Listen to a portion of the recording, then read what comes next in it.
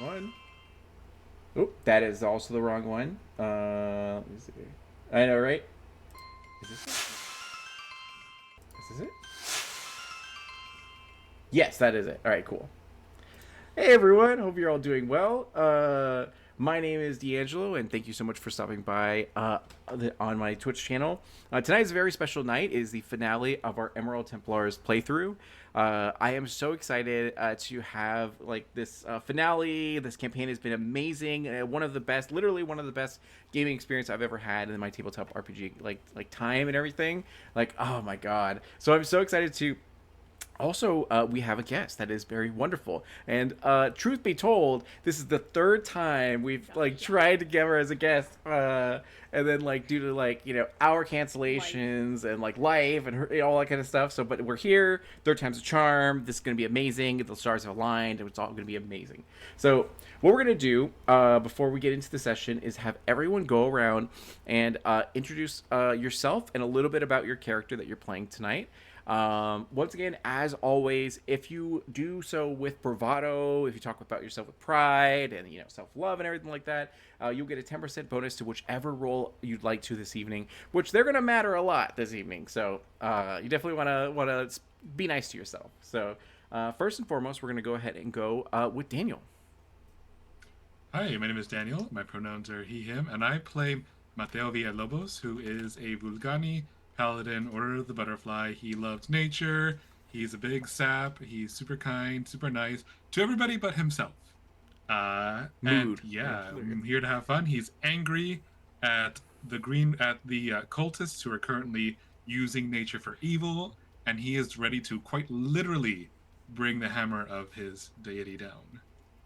Amazing. Oh my gosh. And then Isabel. Hi, everyone. My name is Isabel. I use any and all pronouns. You can find me all over the internet at Isabel is okay. And I am a writer, performer in the TTRPG space, doing a lot of stuff. Very sad to let go of this, but we will be back. All of us will be back with D'Angelo when his next game releases. Just wait. Exactly. Yes. Just wait for that. And today I am playing Maeve Rose, who is the party's necromancer. Maeve uses she, they pronouns and is a 7'2" lavender-skinned Oni. And they are a delicate little flower on the inside and just emitting blood and death on the outside. And I think that's pretty much them. Amazing. And then Maria. Hello, I'm Maria. I use they and she pronouns. You can find me on the internet at Happy Capster and also Society Goblins. I play Sadi, who also uses she and they pronouns, who is a risen witch. Black witch specifically. Amazing. And then our guest for this evening, Arcady. Hello, I'm Arcady. My pronouns are she, her, and you can find me all over the internet as Arcady Koshka. I do cosplay and tabletop and crafting and pictures of my cat. Tonight I'm playing Zorka, who is also she, her, and she's a little 3-foot-tall, 100-year-old goblin thief who doesn't need help from these Emerald Templars and is gonna be perfectly fine by herself, but maybe it wouldn't be so bad if they help a little bit, maybe. Amazing. Oh my gosh. So, last we left off, you guys had met a very honest, hardworking, never does bad at all, by the name of Sister Tara, a priestess of Amun Ra, asterisk, quote unquote, who has been seen doing a lot of like mega church type of things, convincing people to get into MLMs and all this sort of stuff. But as you let me see here really quick. As you guys had met her, you had realized that she was actually under a lot of duress and stress because she was captured. Like, she was a part of the cult, apparently, of the Coven of Thorns, but she apparently had like turned tail and just kind of like tried to leave, and then she got caught and was about to get killed when you guys had ended up rescuing her. After rescuing her, she explained the story of how, like, she got involved with this whole thing, and that the Coven of Thorns was actually like just a small sort of group that worshiped Amun-Ra in their own way, thinking that they should like actually go out and start spreading more like nature magic to be able to help like replenish some of the places that have decayed and gone like malnourished and all kind of stuff. And one thing led to another, and they ended up actually getting like true real power, in part thanks to her, because she was able to get them a lot of followers to their cause, which ended up giving them the actual power to be able to do real things. So in all that, she had made an agreement with you guys that she would be able to guide you to where to find this object of power that you need to bypass the defenses of the compound and get in to try to stop the ritual before it's too late. Because this entire desert landscape has been engulfed in this like corrupt sort of nature magic that it looks beautiful, it looks nice and wonderful, but it's very malicious, it's very unstable, and it's harming a lot of communities.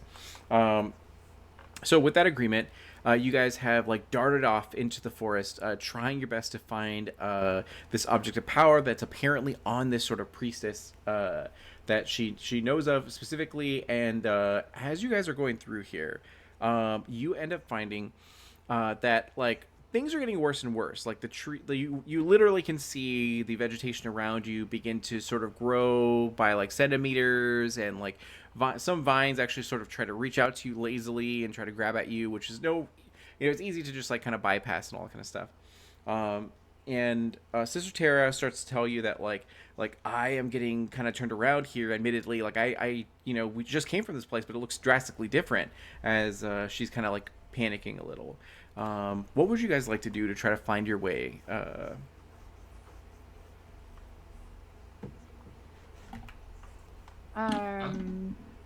Oh, go ahead. Oh, I was gonna say, I would like to see if Mateo can use his general ability to navigate forests like this to sort of search for any tracks. Sure. Try to find a used path by the cultists. Yeah, absolutely. So go ahead and do a your D10 or D100, and then probably your awareness, and then your navigate for this, and then if you want, you can add your occultism too. Yeah.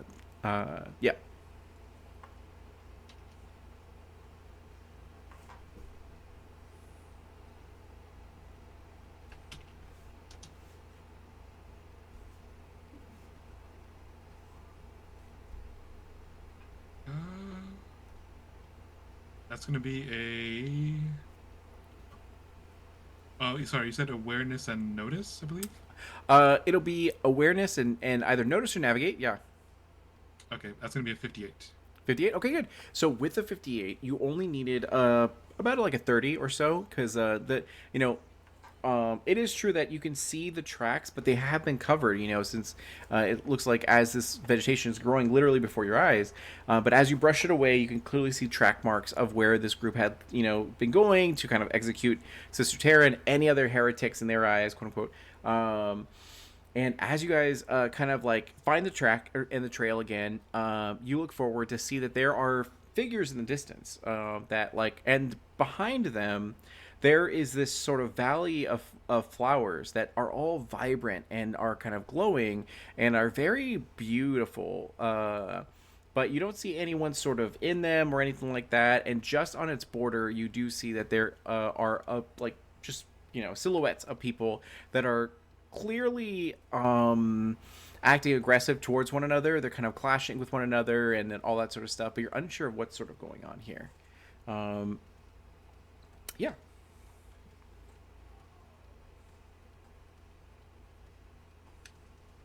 Can we tell what the two different groups are wearing?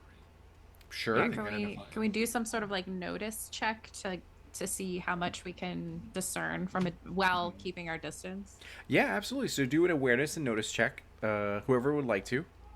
Yes. Oh, try. not the worst. 56 for me. 56, okay. 88. 88, okay. 4. 4. All right, cool. Good, strong roll. You know, good. Sadi's preoccupied. Yeah.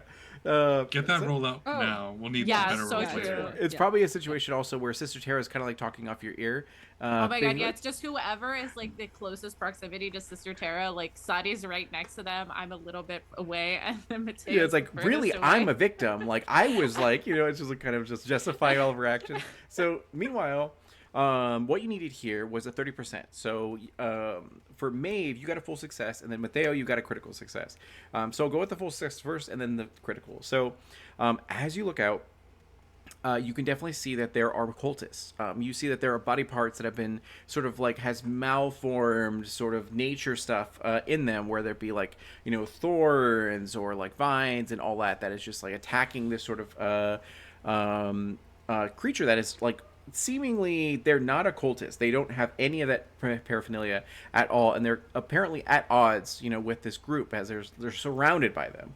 But they've done some damage as they've like clearly stabbed one of them, and like got a good hit as one of them like slumps to the ground, sort of dead. So Mateo, you can see with all clarity that this woman here is a like Iron Lion, one in particular that you saw on the battlefield. Now they weren't involved, they were kind of like the backup, like running to help their group when the Coatl had kind of like came out of the water, and then suddenly everyone sort of turned tailed and like ran out of here.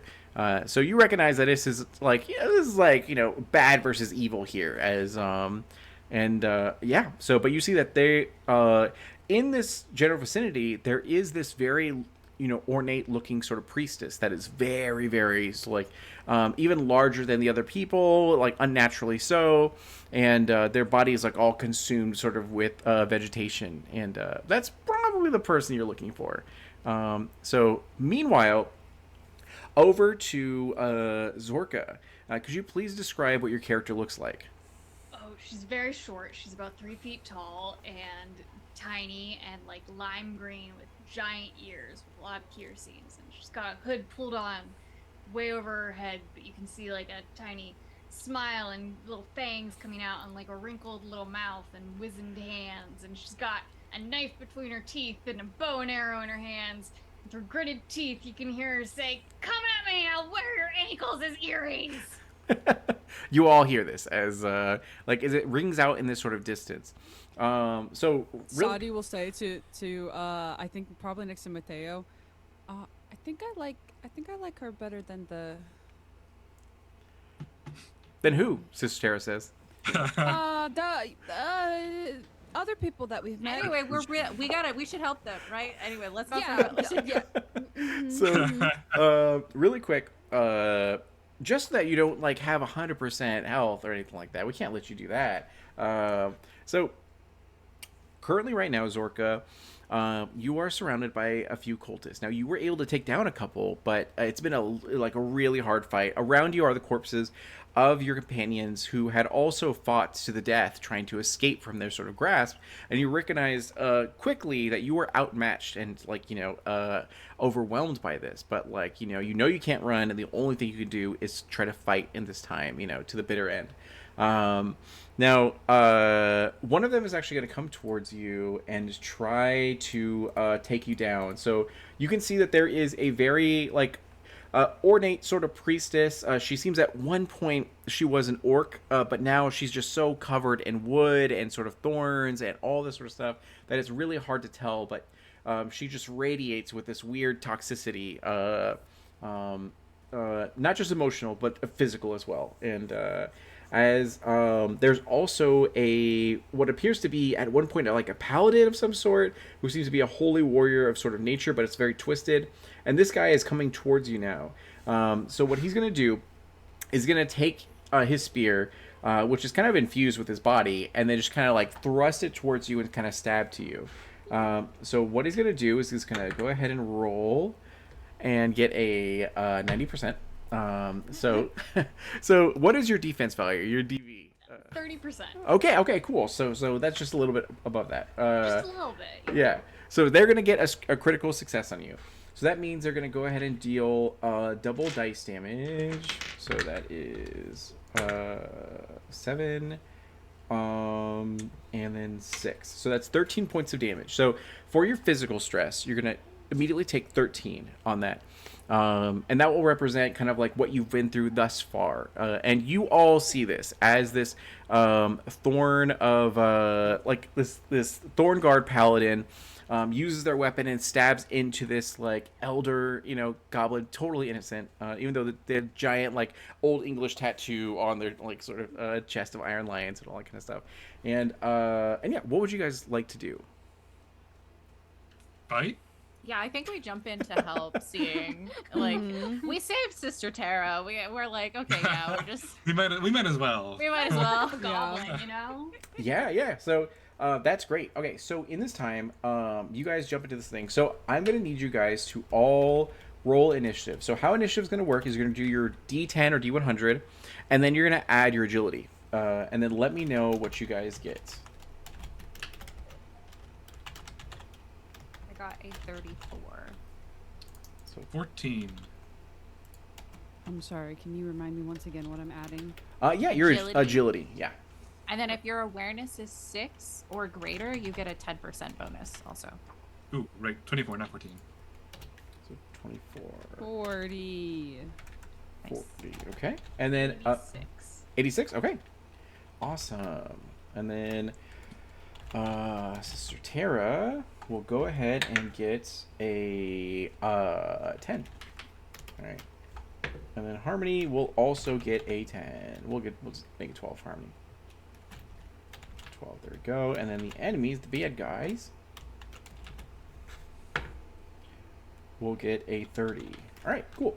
So at this time, Zorka is going to go first. So right in front of you, within melee range, is this paladin that is like there's weird gnarly flowers growing out of them. There's like weird toxic like sort of ooze like pouring out of them as well, or poison that's dripping from them. It definitely does not look like human. Like their humanity is all gone, orc humanity. So what is it that you like to do here? Well, for starters, I have Rig Fight because I'm a thief, so I get an additional attack on my first turn. So I'm gonna right attack on. him twice. Yes, on my first turn, make an additional ranged melee attack. And I'm gonna hit him with my Jambia. I don't know how to do that though. Oh, you're totally fine. So yeah, same thing. You're gonna get your D10 or D100 and roll it, Yes. and then we're gonna see what that result is. That is a base of 30. Does anything get added to 30? that? Yes. So you're gonna look at your strength, or your dexterity, or sorry, strength or agility, and then you're gonna do your fight. Cool. That bumps it up to 40. Okay, good. So with that 40, you're able to hit them like right on the money as you needed 40 to succeed. So now you're gonna look to your damage that you have there. Yes, that's a 1d6. I do have that one written down. Okay, And good. It takes 3 damage. 3 damage. Okay, so that's perfect. As you go ahead and stab deep, then go ahead and and just let you know how the game mechanics work. After you do an attack, it'll be 3 exhaustion stress that you're going to take. So after you get your exhaustion stress, go ahead and roll your d10 again to be able to do your next attack. Yeah, exact same thing. That's a 60 to hit. Okay, 60 is great. So you do hit. So then go ahead and roll your damage. And that is 5 damage. Okay. Perfect. And then, so you have not moved yet. So if you'd like to, you can go ahead and sacrifice your movement to attack again. Just keep in mind that that means after every attack, you're going to take 3 exhaustion stress. So you could have 9 right now, and that's totally cool because after combat, you will be able to all decompress a little bit and get some recovery. So it's totally up to you. Yeah. I have a question. My Sure. weapon, specifically the Jambia, says it requires half as much exhaustion. So does that so that 9 down? Correct. Yeah. So you only take 1 exhaustion per. Strike then? Yeah. So that's like Great. great. You can do all the Yeah, attacks I'm you gonna want to. stand my ground then. My comrades have fallen. This guy just stabbed me, and I'm gonna go down swinging. I think I'm so absorbed in this fight that I haven't realized other people are here yet too. So like running doesn't even seem right. I'm gonna go down swinging. Sure. With a 90 plus 10. That's 100 to hit. Perfect. Okay, good. So, number one, you deal double damage. So go ahead and roll 2d6 instead of just 1d6, and let me know what the damage is. My weapon's awesome. It says I deal. If it's a crit, it deals triple damage. Okay, well there you go. So that is going to be the 3d6. 3d6. All right, 3d6 for a total of 9. 9. Okay. I picked this weapon months ago, and I'm already not regretting it. Amazing. Past you is looking out for current you. Right. Okay, so something special happens because when you roll like a 94% or above, you have a table that you can sort of roll from. So let me go ahead and get that up really quick. So what you're going to do is you're going to roll a d20. And thankfully, the Valor table is much more forgiving than the Chaos Magic table. So I rolled an 11. 11, okay. So your attack hits with such force that it rattles the brain of your target. The affected creature gains a confused condition for 3 turns. So the target you're facing has been hindered at this time. You might not even need the Emerald Templars. You're just like... I'm doing great. That's a lot better than slipping and accidentally stabbing your enemy. Yeah, right? There you go, yeah. Oh no, which one of you did that one? Me! Good job. At least you didn't explode. Oh, I Fine. know. You know, fair. Fair. And I lose control of my zombies anytime I would crit. It's amazing. So, Oh, also, I don't know if this can kick in too, but Huh? I have a knack called Dirty Trick. On a successful attack, target becomes stunned for 1 turn. Can be used once per target. if you'd So like to, yeah. I would love to, because this guy hit me real hard, and I think I'm dying. I have no concept of whether I'm dying or not, so I am just going to throw it all in. What is your max physical stress? Max physical is 40. 40? Okay, so 40. Yeah, so you're Glass Canyon, so you definitely do a lot of damage. So unfortunately, every time you attack this paladin, it shoots and it potentially will do damage back to you. So that is 20, so it doesn't. So you're good. That is 80, so that will hit, and the other one is 0. So for that 20, you're gonna take 5 points of physical stress. As you stab into it, like thorns are flying out from their body, impacting the trees around you. But unfortunately, you just got like some of them impaled into your tiny little goblin thigh, and after you, it's gonna go ahead and go to Sadi with a 40. Oh, jeez. And there are 2 targets here. One is a Thornguard Paladin, and the other one is the priestess you're looking for. As you definitely can tell on her body, there is a obsidian rose that is kind of on her sort of side that definitely emanates with magical properties. Okay.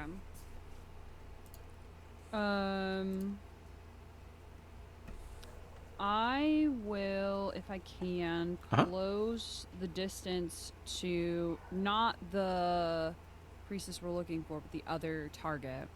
Absolutely, yeah. And by close the distance, I mean I have a scythe that has a 10-foot range, so that distance. Sure, yeah. And I would like to simply swing with my So, scythe for now. this creature is confused and stunned, so you're going to get a 10% bonus to whatever you roll in them. Great. Good. That's only an 18 then, because we rolled Another 0. double 0. It's fine, everyone. So that is 18. Yeah. You need a 40, so that means you need a 30 to get even a partial success. So that's a really hard stretch. So you use your movement, you got up there, and use your primary and all that kind of stuff. So is there Okay. anything else you'd like to do with your bonus or anything, or secondary? Yes. I will.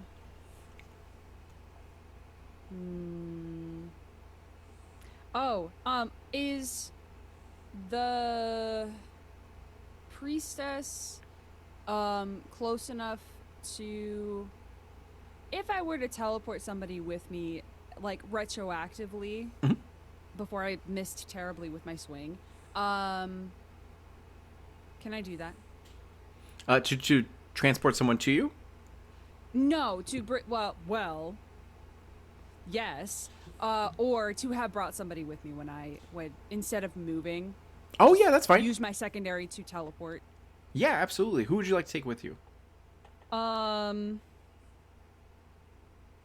mean, I do love Maeve. However, close is not good for you. No, I like to stay in the So, back, please. I'll bring my buddy Thank Mateo with me. You see, you like look around to your companions, and then like Maeve and Sister like put their like finger on their nose, for, like nose goes. Not me. Yeah. But, like, I'm like, Yeah. Maeve considers it for a second because it would mean getting away from Sister Tara talking. Maeve thinks about it really hard, but then it's like, nah, I gotta stay alive. Take Mateo.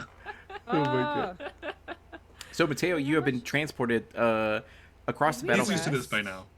He's Did Did used to not the rest, sensation. I don't think. Oh, great. I'm at 50% lucidity then. Yeah. Perfect. Oh, we rested. Oh, did we?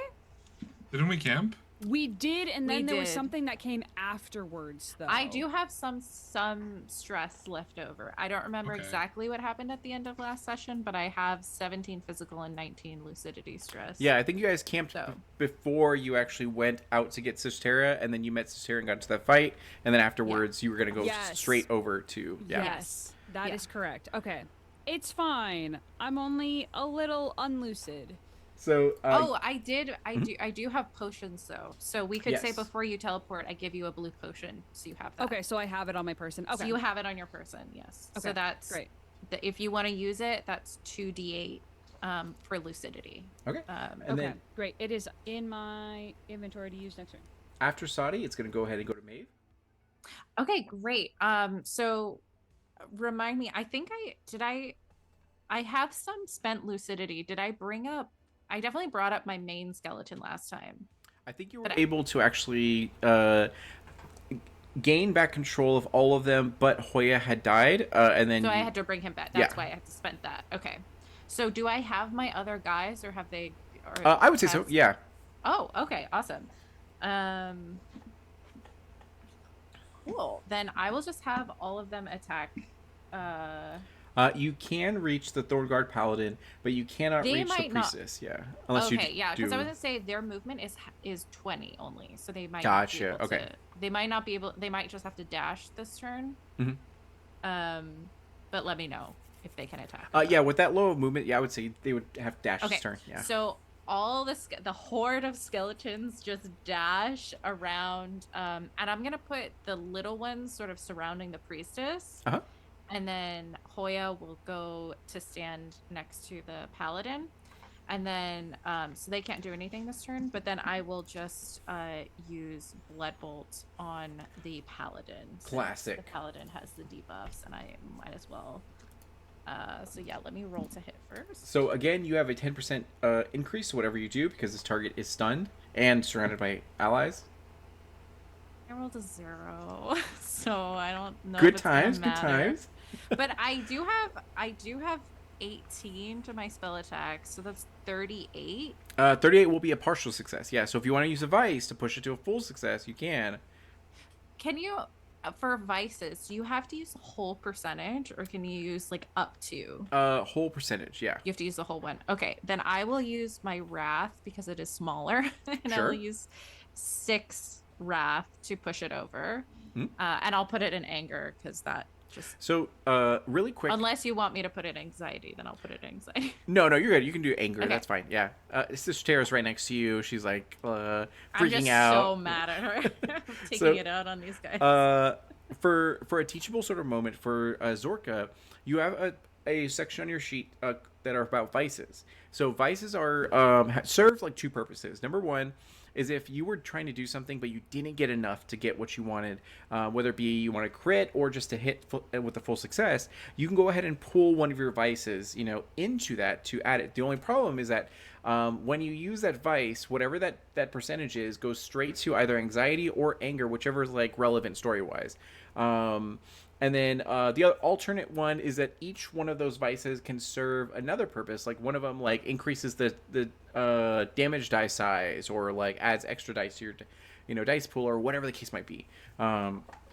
So yeah, so they're a great resource for if you need to do that. So going back to Maeve, yeah, go ahead and roll your blood bolt damage and all that. Yes, we'll do that. Oh my gosh. Okay, that's max damage, so Maeve just died. that's no. I take a third of what I deal, so Okay, I just took 12. So they take 36. All right, they explode. Cool. So Yeah, and I'm over half my physical now because Jeez. you yeah, I I've think got something for that. you see Maeve just like yeah, once again blood just coming out of her pores from her hands and just forming this like rain of shards that flies across. as it screeches as it flies and all that kind of stuff. So that's amazing. You did blood bolt. You commanded your skeletons to sort of move. Anything else for you? That's everything I could do. Okay. So after you with 34 is going to go 30 to the enemies. So this Thorngard Paladin that you have been fighting for this past has to be like 5 minutes, which has felt like an eternity, Zorka, has finally gone down as you look around to find allies in the form of the Emerald Templars. These are the same group, literally the same Templars that you were fighting probably a few hours ago on a like bridge or a dam.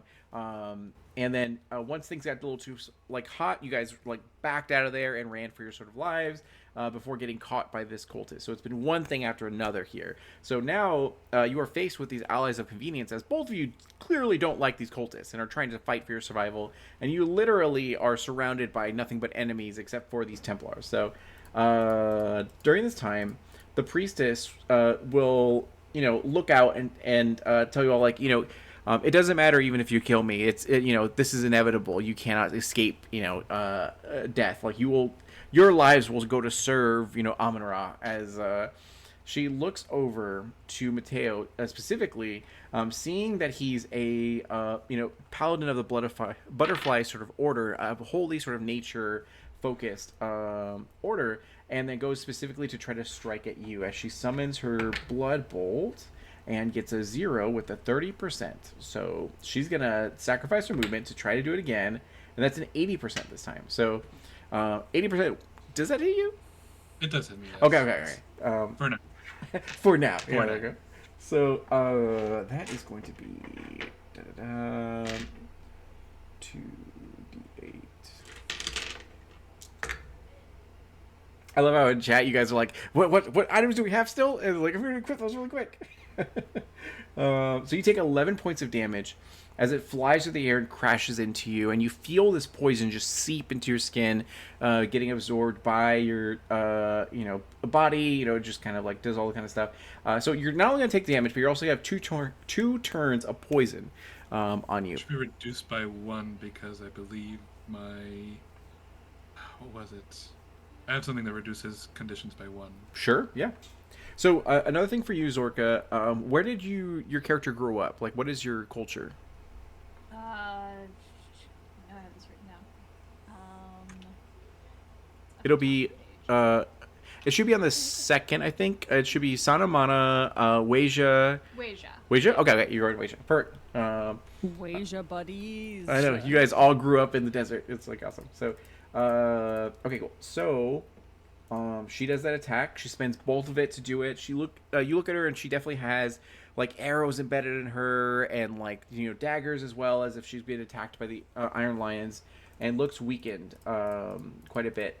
So after she does that, a very brief attack, it's going to go over to Mateo.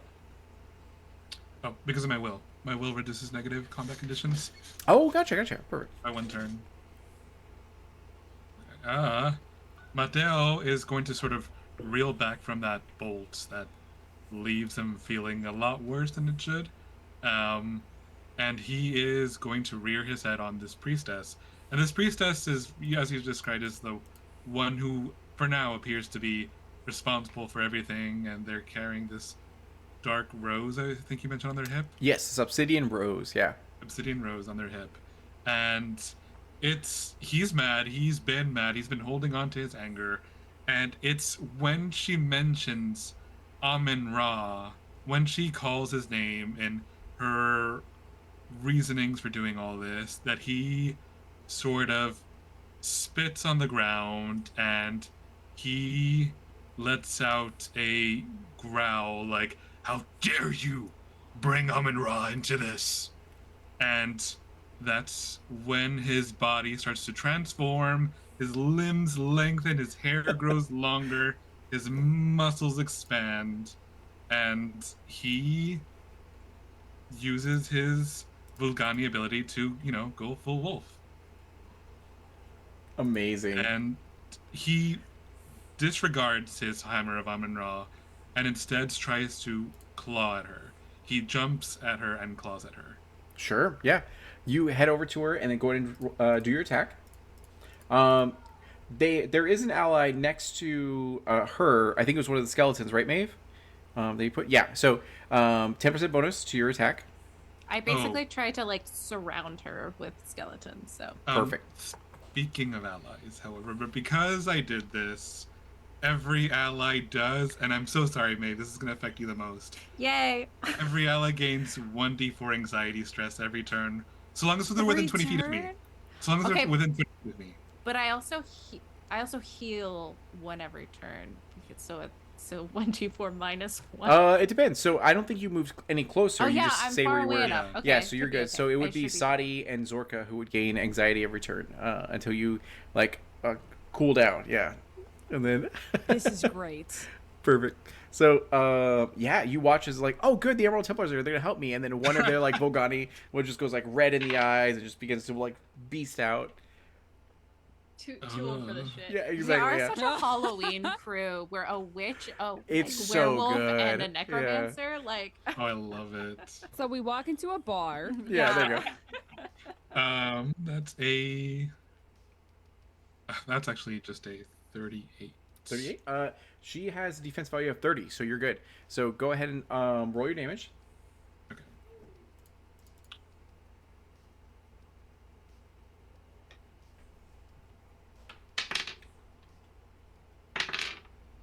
That's a 9. 9. Okay, good. So with that, you've used your movement to get over there, and then you've woofed out and are on top of her, just biting, scratching, all that sort of stuff. Anything else for you?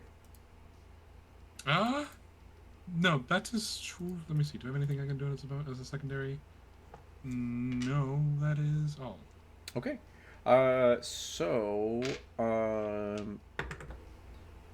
You guys will all heal 11 stress from whichever stress you would like to. As you just feel yourself, become overwhelmed with this sort of power, and then Harmony will go ahead and try to shoot with a boomerang and fire off really so quick. we regain stress just for funsies? I didn't say that. You do regain stress though. And then Now I'm concerned. So Harmony's boomerang flies through the air and collides with the priestess in her stupid head, and ends up dealing 4 damage. And then okay, cool. So right after our break, we will go straight back up to Zorka. Dealing with this, the priestess is not looking good. They're bleeding, just oozing out this sort of black blood, and not looking very good at all. Meanwhile, you all can see pulsating from these this compound that looks like a giant sort of tree that's kind of growing out from what should be a desert here and all that sort of stuff. So really quick, we're gonna go ahead and have a break while I put my baby down and everything. So we will be back soon.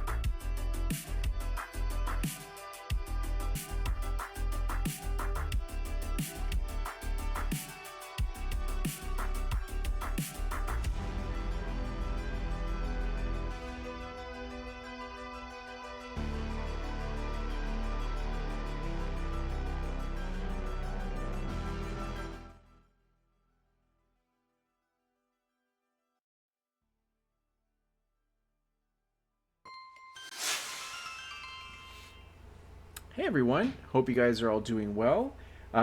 We are back with more Emerald Templars goodness. So we're going to continue off with combat, and it is Zorka's turn.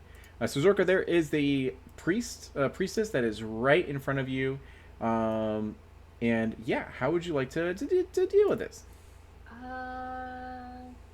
I'd like to skitter away from her a little bit now that there's other people who are around her, like skeletons and big wolf people. So I'd probably skitter into short bow range. Sure, yeah, And take a short bow attack on her. absolutely. So The spirit Halloween just popped up around here. So. Yeah, Exactly, there you go, yeah.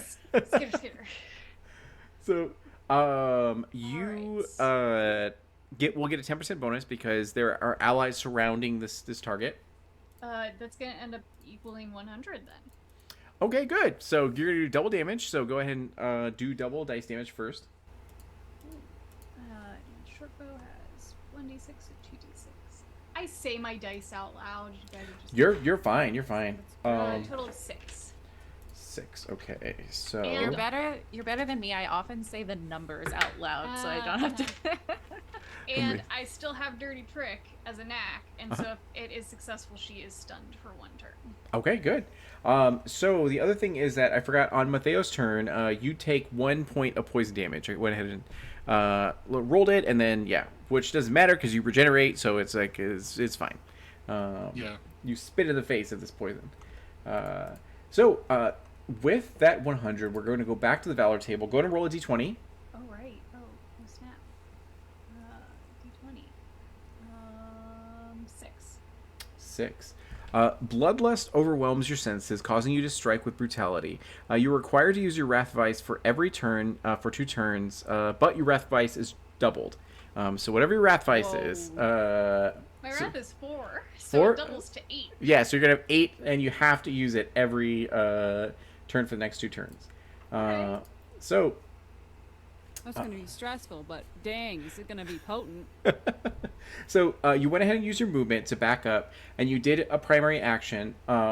Anything else for you here? No, I believe I only have the 1 secondary that can be used on my first turn. Yep. Okay. Nope. All good. That works. So after you, it's going to go back over to Sadi. So Sadi, the only enemy here is the priestess. That is not looking too good at all. Yeah. So how not too good? Out of like 50, they'd be at 11. You had to put a number to it. You had to put a number to it. Okay.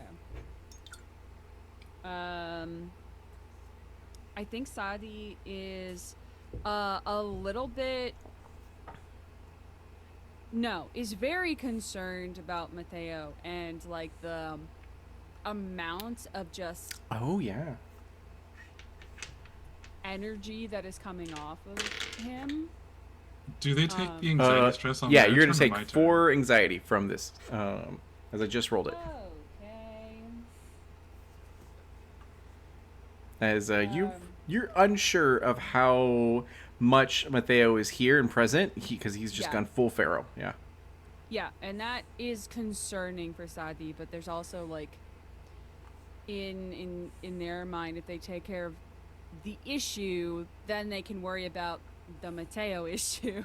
Yeah. So I think I'm just gonna swing with my scythe to try to get. Is it close enough that I won't have to move? No, you're gonna have to move. It's at least Okay. like 20 feet or so. So, yeah. Okay. I think then instead I'm going to do 2 spells. I'm going to do as my secondary action Evil Eye. Okay. To lower their defense value by 10% for a turn. So it went from 30 to 20. So you only need 20 Okay. to get a full success. Okay. And then I am going to use my now upgraded Tongue of Another World. Mhm. And the words that are spoken from Sadi, I mean, they have been kind of strange and ethereal, and not ethereal, but like otherworldly, and they pierce into people's minds. Yeah. When they speak this time, I think like actual kind of floating strange symbols like appear around them, Sure. and then just shoot forward kind of like daggers, because they deal extra damage now, which is really cool. I imagine that's like a magical girl moment where you're like, tongues of another world, and then like Except it's so yeah, except scary. it's an Exactly, it's eldritch, just like eldritch old lord that Yeah. you can't understand. That's it. Yep. Maeve looks at Sadi doing this and is like, "Ah, kindred spirit." yeah, there you go. Yeah, I guess we could be friends one day. Yeah, there you go. Yeah.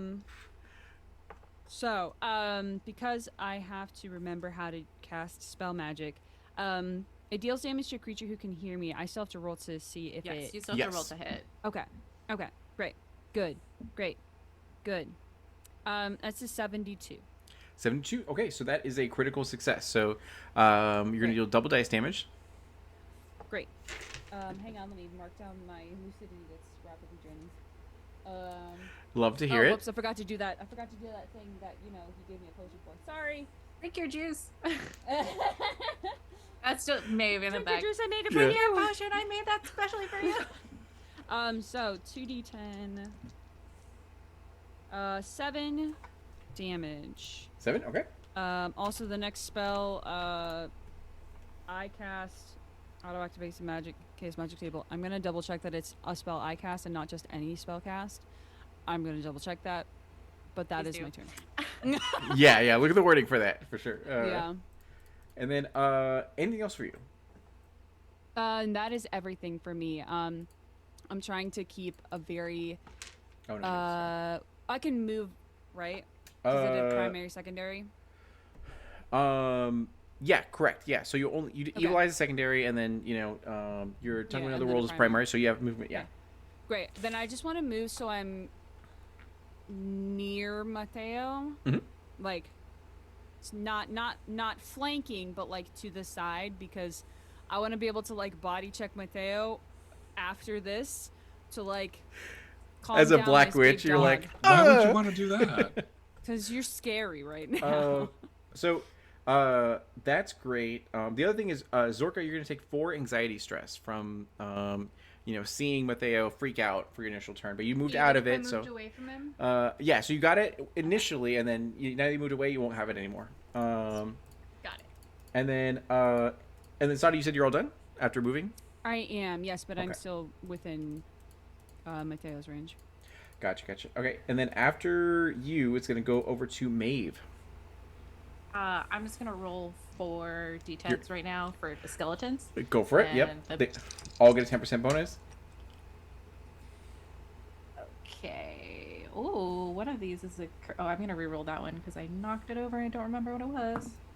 Okay. So I'll do the big skeleton first. 100 to hit. Okay.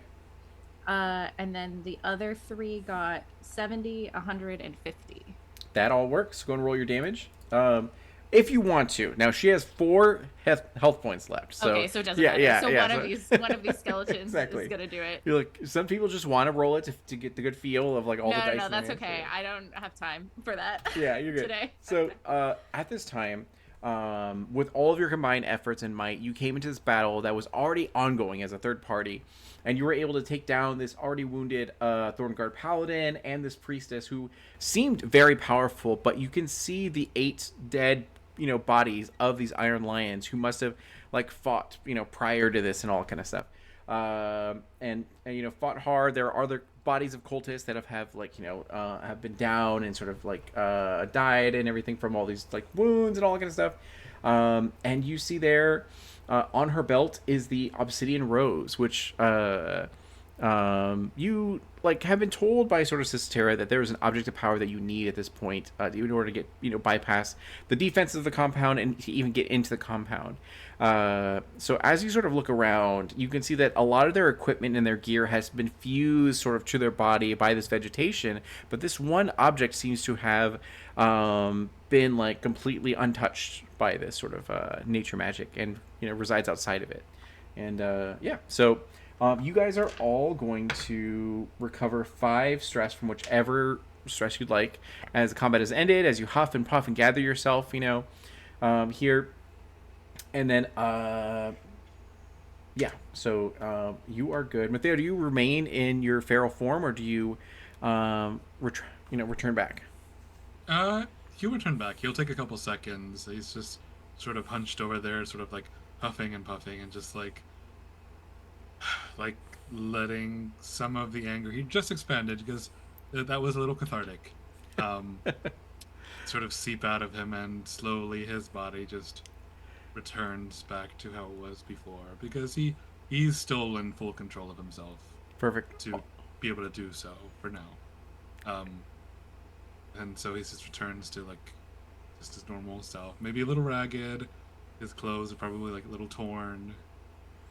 And he's probably still got a face of like stress. Yeah. Stress. But he's back to normal.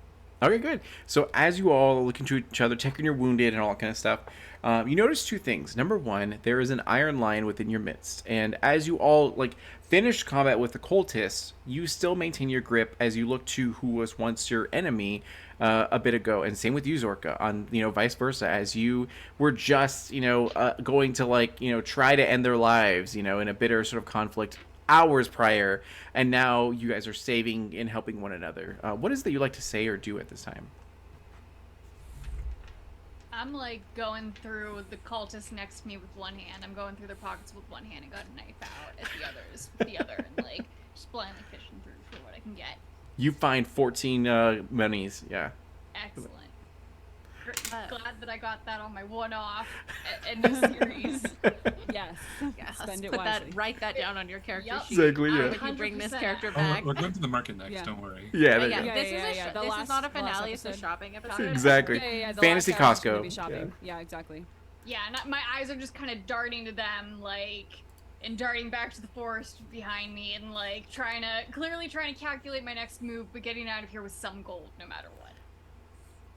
And Sadi is not paying attention to this goblin at all, and is going to go over to Mateo, still with scythe in hand, hasn't stowed it or anything, and is kind of approaching a little bit cautiously, and will say, "Hey, are you okay? You all right now?" He just sort of nods his head. He's still a little hunched over, and his eyes, they're not looking away from Sally because he's not trying to meet her. His eyes are focused on the obsidian rose that's, I'm guessing, on the ground now, on the body of correct. Yeah. this priestess. And he's just going to say, "We need to keep going." But what is this? I think Maeve has her eyes on Zorka. For sure, is not letting you out of her sight, and has not dismissed her skeletons, and they're just sort of now converging, just it's sort of a loose circle around you. Not moving towards you, but just there menacingly, and without looking back at Mateo. Still keeping her eyes on Zorka. Just doing this at each other. Yeah, Yeah. but just I see you. So, Oh yeah, I'll just answer Mateo without turning back to look at him, and just say can Sister Tara check it out? Is that what we need?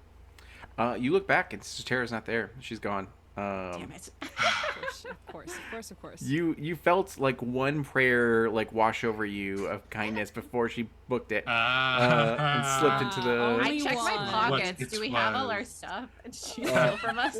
That's a great question. Let me go ahead and. No. No, you're good. You're good. Yeah, she got a 20%, so you're fine. Sally's scythe, which with them until just now, is now gone. Now that we've acknowledged Yeah, the there you go. Sister Terra leaving, Mateo's hammer is gone. Everything. Yeah, there you go. Yeah. So Uh, we yeah, need a that- shopping did you- episode. Yeah, there you go. Yeah, yeah. Did it's you super- you dropped your hammer, right, Mateo? He didn't drop it. It's on his waist. He didn't pull it out. Okay. I just wanted to make Yeah. sure. So, Zorka, as they're kind of like talking to one another, their conversation kind of fades to the background as you're checking the pockets of these people, and you're finding some good stuff. You find like a like, you know, a name brand, a red potion, and all kind of stuff, and you're finding more monies, but you're realizing at the same time that it really it's really not mattering much at this point, because you're watching as the forest around you is kind of like creeping towards you guys and getting a little bit more like alive. Everything's growing, and you look out to the distance in this compound, and you're gonna watch as there's just pulsating green energy coming from it, as if like there's something going on there that's causing all of this to get worse and worse and worse. And even getting to this point, you've had to encounter like, you know, flesh eating plants, and like, you know, these weird wolves made out of wood and all this sort of stuff. And you begin to realize that you're not going to survive alone in this forest, you know. So even though these Templars are inevitably, as they always do, full-heartedly try to be heroes and save the day by going deeper into the compound, it still might be easier to survive with them than to go on your own alone. The choice is yours, though. However, if you want this to be very short, then like, you know, okay. Just didn't tap out now. Yeah, exactly. No, Bye. You're like, yeah, You exactly. got an early bedtime. Yeah. right? No, I think as I'm fishing through pockets, I get a little more casual. I put my dagger away. I think if I was going to be attacked, they would have done it already, and I just held my own, so I'm feeling a little more confident. But I look up to Maeve, and somewhere's forward for you guys, then. We are there, and points like a clawed hand at the compound. We're trying to stop all of this. Yeah. Just sort of gestures vaguely to the horrors. I mean, you think you can do it? Well, We have to do it. we have backup coming, but we're sort of a time-sensitive thing. There's a ritual we've got to stop. But our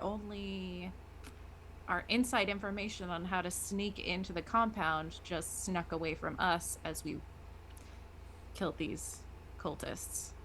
Yeah, that's a sneaky one to go back in the jungle. Dangerous.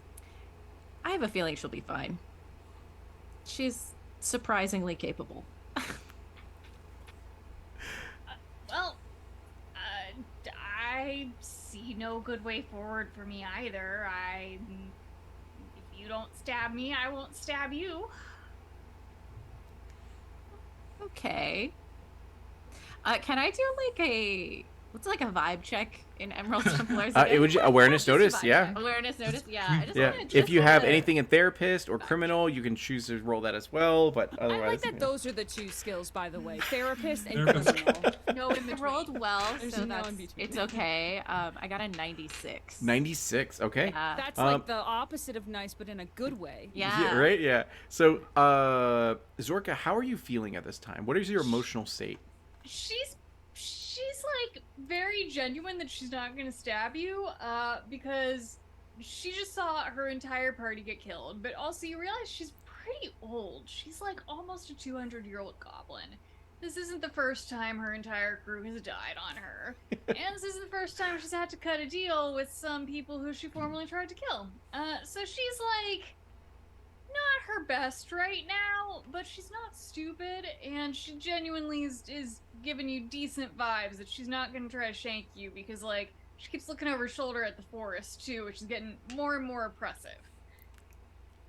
Yeah, and I also specifically am sort of looking because like being from a city in Wasia, I feel like I am familiar with the, and also being the kid of shopkeepers, I'm very familiar with the Iron Lions and like extortion and thieves and stuff. Yep. So I'm just wondering, like, sort of like this clearly Zorka does not seem like a general or like a like criminal mastermind like high up in the ranks So- of the Iron Lions. That's sort of the threat I'm You- trying to You assess. get the vibe she might do this for funsies. Yeah. Oh my god. Instead of wild. knitting, it's like, yeah. Maybe.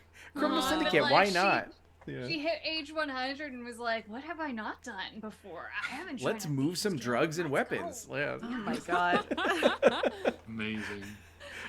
So good. So Maeve is horrified but begrudgingly respects you. Speaking of vibe checks, can we get a vibe check on this rose? yeah, absolutely. What So does it feel like? so you look Because to that this. is not a natural thing. No, it is at all. So you definitely know it's magically enchanted. It looks to be a rose, but it's very hard. It's very crystalline in its sort of situation. As you try to touch it, maybe you sort of nick yourself just a little bit, from it, and you see that it's magically enchanted. So as you hold it, or sorry, do you pick it up, or do you just like kind of look at it? Yeah, Mado will pick it up. Okay, Yeah. you pick it up. Why There's not? no there's When no has adverse anything bad ever effects. happened from Yeah. picking up random, potentially cursed Touch it. objects? For the first 10 years, there's no adverse effects, and then Okay, so that's as you, good. yeah, so as you pick it up, you look over and you see that there's a field of flowers that are kind of just there and kind of like wavering sort of in the breeze. Every so often it comes through and all that kind of stuff.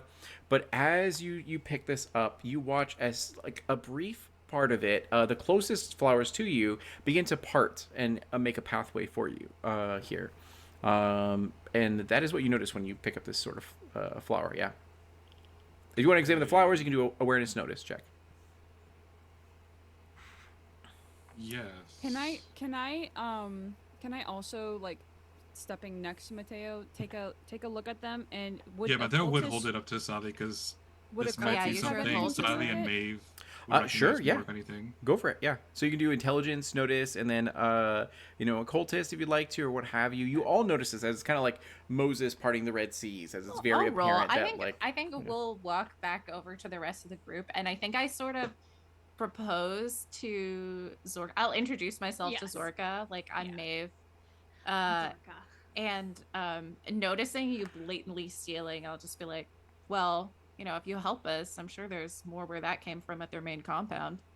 Oh yeah, I was banking on that. I mean, I'm glad you said it, so I didn't have to, just so we're on the same page. So- Zorka, you're up to 34 minis, and it's like Okay. Oh, can I roll something related to necromancy, like my focus or something, to see if this is magical? sure if you'd like to. Anyway. Yeah. So intelligence, focus, and then occultist or whatever the case might be, and then Sadi. Okay. 74. 74. Okay. So with the 74, you're examining the flowers. Is that correct, or are you examining the? Yes. Okay.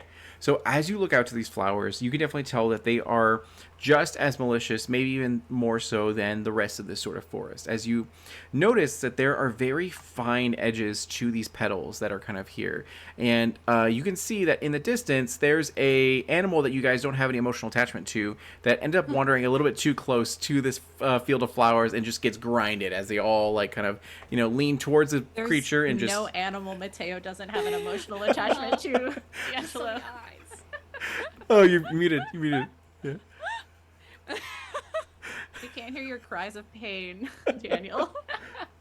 It's like a rock golem, but made out of wood. I was saying Mateo has an emotional attachment to all the animals. Yeah. Oh, Every single well, one of them. If it's an animal, he loves them. well, we're gonna have to go opposite way then. It's like the fluffiest bunny, the red panda, and also Rude. like a How sloth. dare you? How dare No! you actually? Rejected. No, vetoed. Sorry. X that's not card, canon first in time my in the story. campaign. Yeah, X card. Yeah. What do I roll to attack the DM? Okay, there you go. Yeah. So that is what you notice Throw here. your dice at them. Yeah. So you're like, I'm going to Big Bad Con just to fight you in the parking lot. Yeah, It's you like, gotta- Yes, I'm I'll be there. on I'm my gonna be way. the ref. It's There you fine. go. So, Sadi, that is what you notice is that this obsidian rose seems to, create a pathway through this field of flowers. It completely bypasses all defenses of this compound. So, yeah. So you kind of notice that this is a pretty intense sort of like defense. If you did not have the aid from Sister Terra, you might have like firsthand been able to, or dealt with this sort of situation, and it's pretty gnarly. Yeah. I got a 78 for Mm-hmm. intellect and focus, just looking at the object itself and seeing if like there's any way we can like stop it or like any like arcane like information or like magical information. I can Sure. get off of it. So, as you look to not only this obsidian rose, but also to this field of flowers, you can definitely tell that the field of flowers is being controlled by some object or person that's constantly casting this defense out here. Now, if it can absolutely be interrupted, it can absolutely be stopped and nullified within the sort of compound, but somewhere in there is controlling this. So you also know that although your group can get through here successfully, because there's probably like 300 feet of these field of flowers here, so it's pretty deep and everything. That although you can get through this, your reinforcements for other Emerald Templars are going to encounter this, and they don't have an obsidian rose of themselves, so you are going to need to find a way to nullify these defenses so that they can come and help. That's the information that you gather. Yeah. Just throw the rose back over the field of flowers Yeah. with the note attached. Yeah, Reinforcements. yeah. Oh, hold ring up a this. pulley system. Exactly. Okay, so to stop this, do we have to? We have to find the caster. We just Inside have the to find the compound. person who's casting this. Correct. continual Or spell. object. Yeah, whichever's in the We'll compound. find the yeah. source of it, right? And Yeah. I will say, with your guys' checks and all that kind of stuff, you look over to the field of flowers beyond it and see the compound as it's like the base of like a tree trunk that's like growing, out of the ground and getting very huge and all that kind of stuff. You don't see anyone standing guard or anything like that. There is like a guard post, but there's no one there. It seems completely vacant and empty. Suspicious. It's suspicious. Okay, I share all the information I found about the rose. So I guess our mission now is to sneak into the compound and find the source so that we can clear a path through, right? Sure. Yeah. And stop the ritual if we can.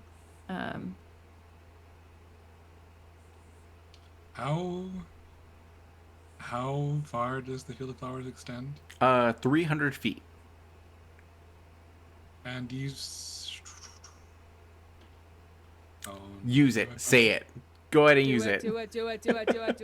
Use your broken ability I wrote myself and put in this game. Yeah.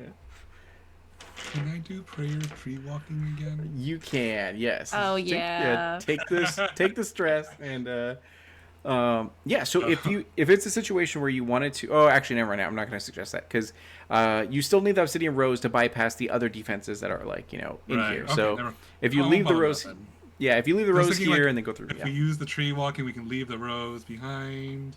But if we were going to need it for later things, then I mean, the tree walking could be good for saving time if we want That's to, true, like, that's true. if we want to take like an hour break to like make more potions and recover a little bit, then we'd save time with the tree. It's still a really useful thing to have if Yeah. we want to use it. Too useful. So Too good. yeah. Who wrote that? I don't know.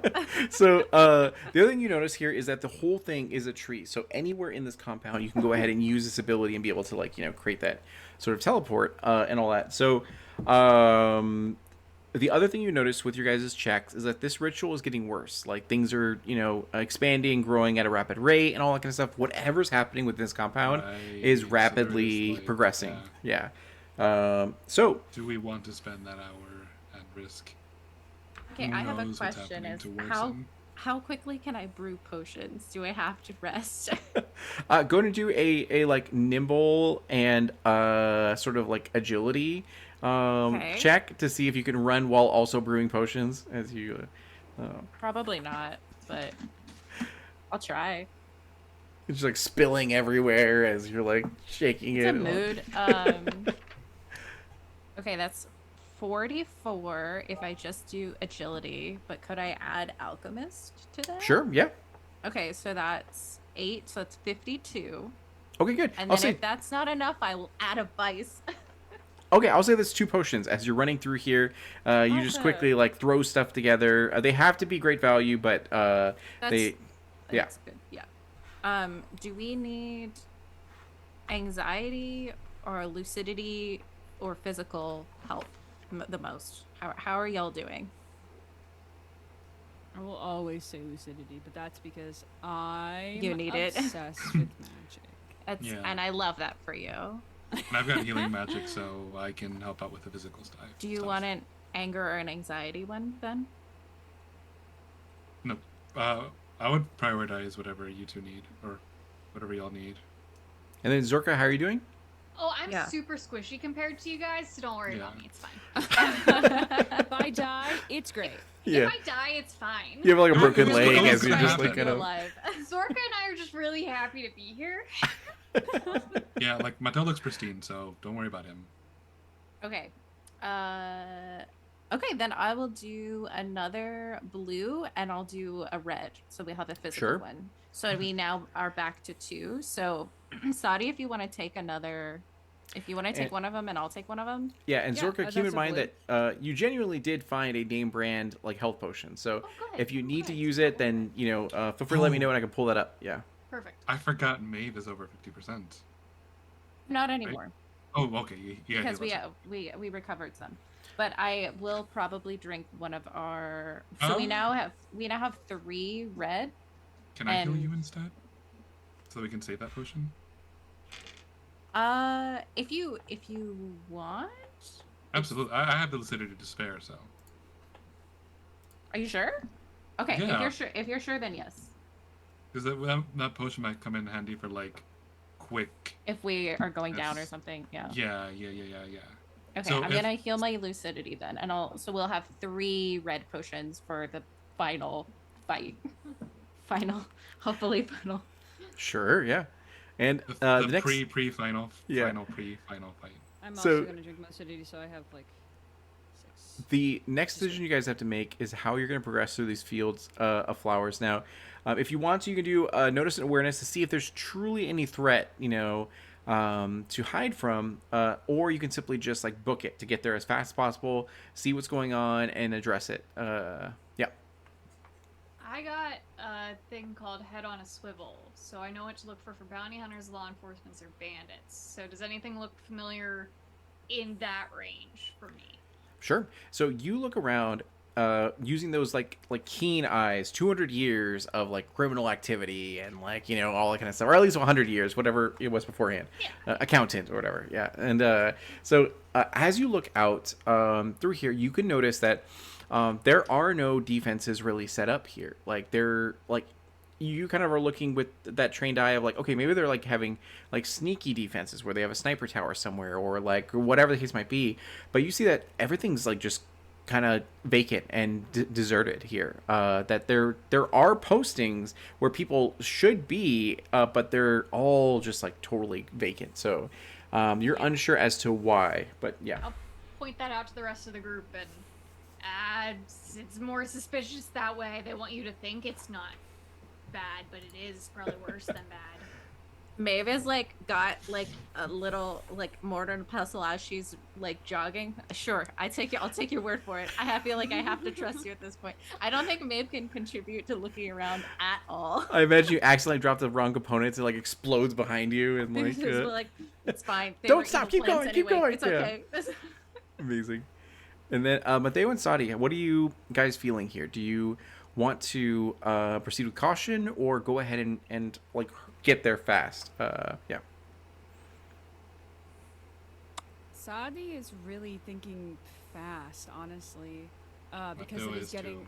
it's getting so much worse so Mhm. quickly that whatever is happening is just happening far too fast, and they had to stop it. Otherwise, like, it doesn't matter if reinforcements will come, like it might get out of hand more Sure. than it is.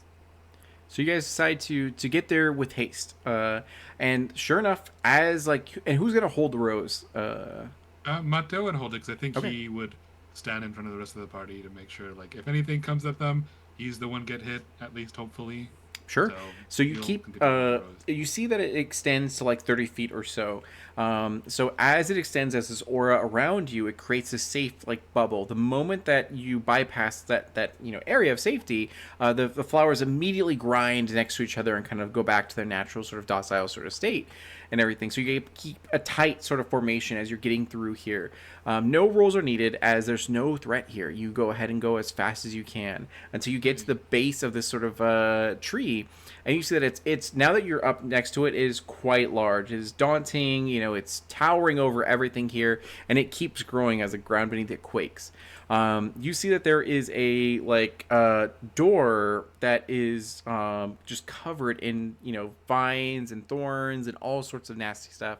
But again, the moment that you walk towards it, the obsidian rose immediately makes it part and lets you in. So the moment it does so, sound begins to emanate from the inner chambers of this sort of compound as you hear someone is speaking using a magical sort of amplifier to amplify their voice and all that kind of stuff. Fantasy mic.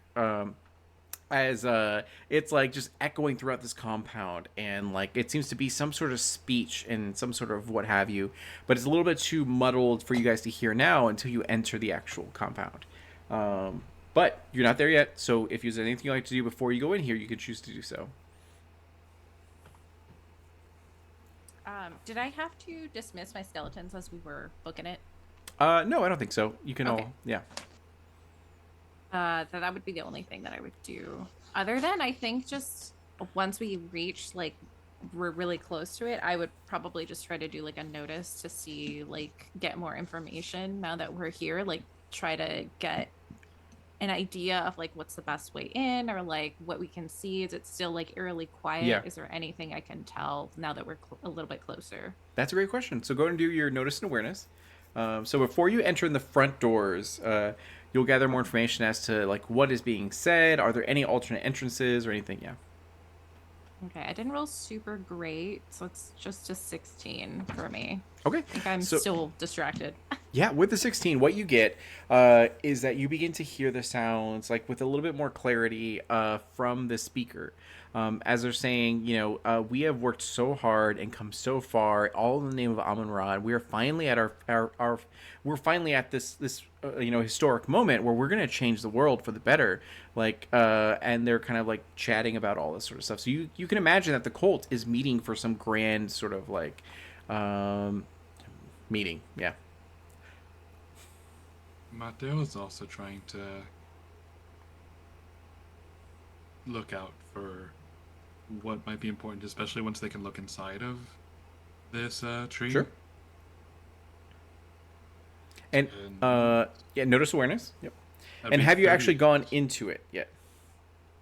He's speaking. He's speaking. Okay. Perfect. And then what was the So- roll? 30. Okay.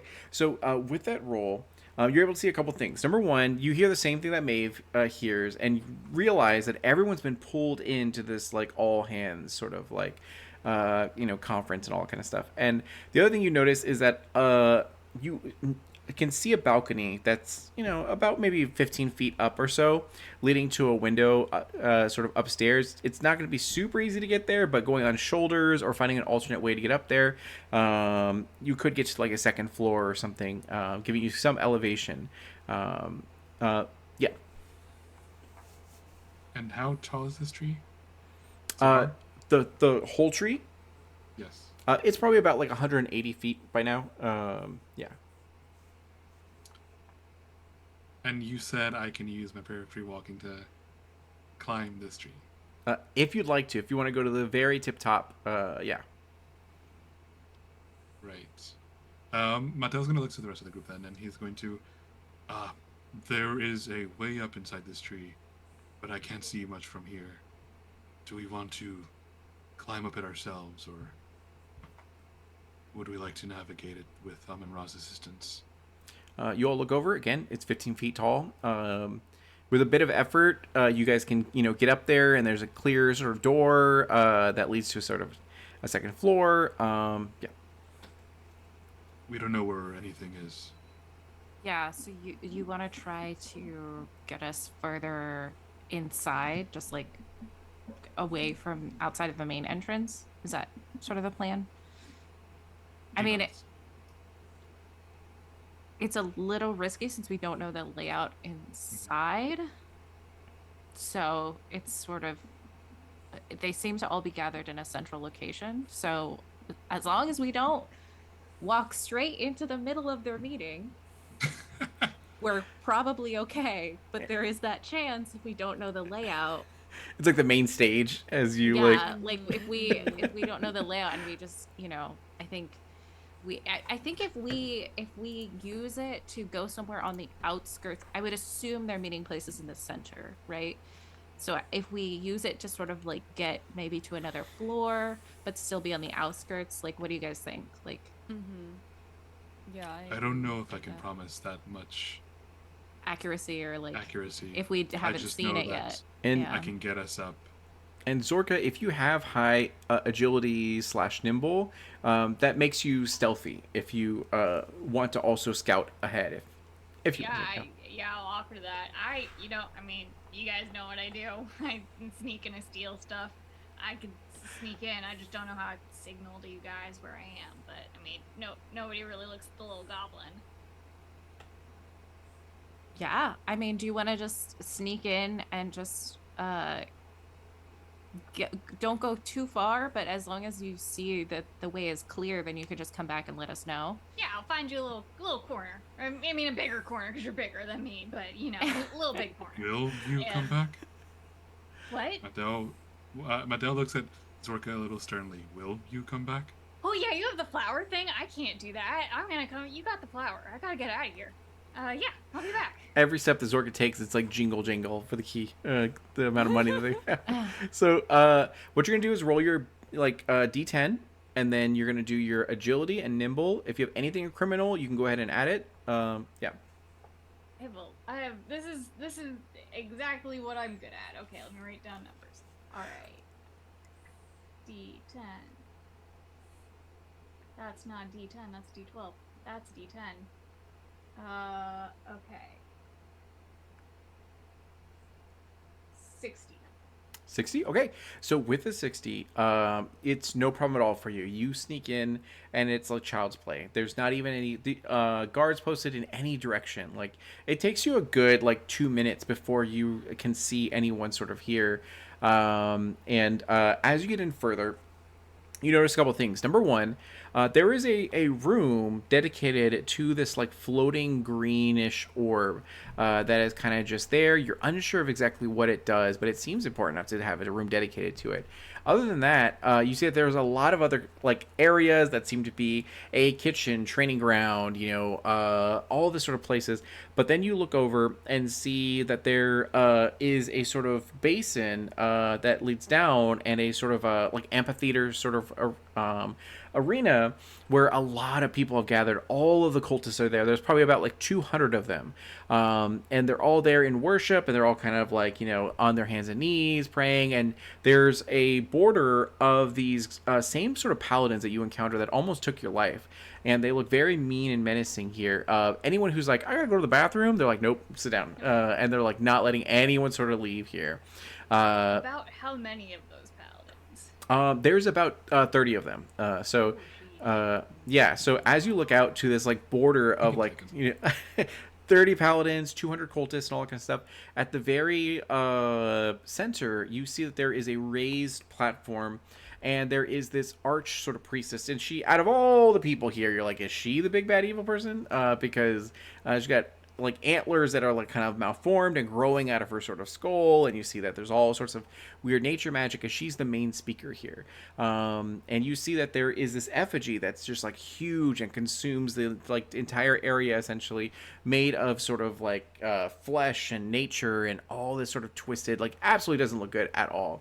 As she speaks that we've come so far and done so much in the name of Amun-Ra. We started by just the 8 of us hoping to change the world for the better, and finally we've grown to this large organization that we can absolutely do this. With your sacrifice, both past and present, we're going to be able to bring a new future for our children and all that kind of stuff as you say this. So this is almost an unskippable cutscene. Do you want to call your allies back to be here, or do you want to witness this for yourself? Oh, sheesh. I probably want to call them forward because it seems like everybody else is here in this room. Yeah.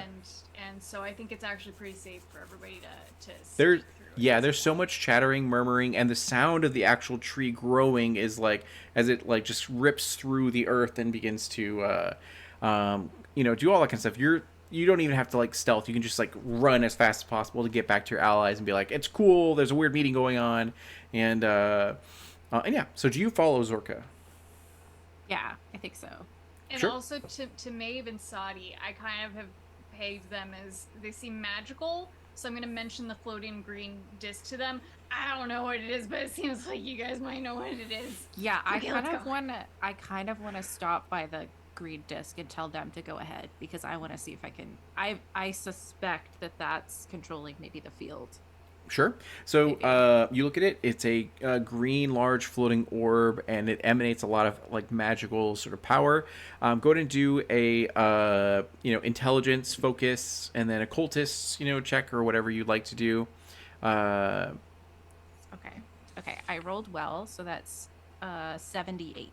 Okay, with the 78, you absolutely recognize that it is an arcane device to be able to control the defenses of this compound.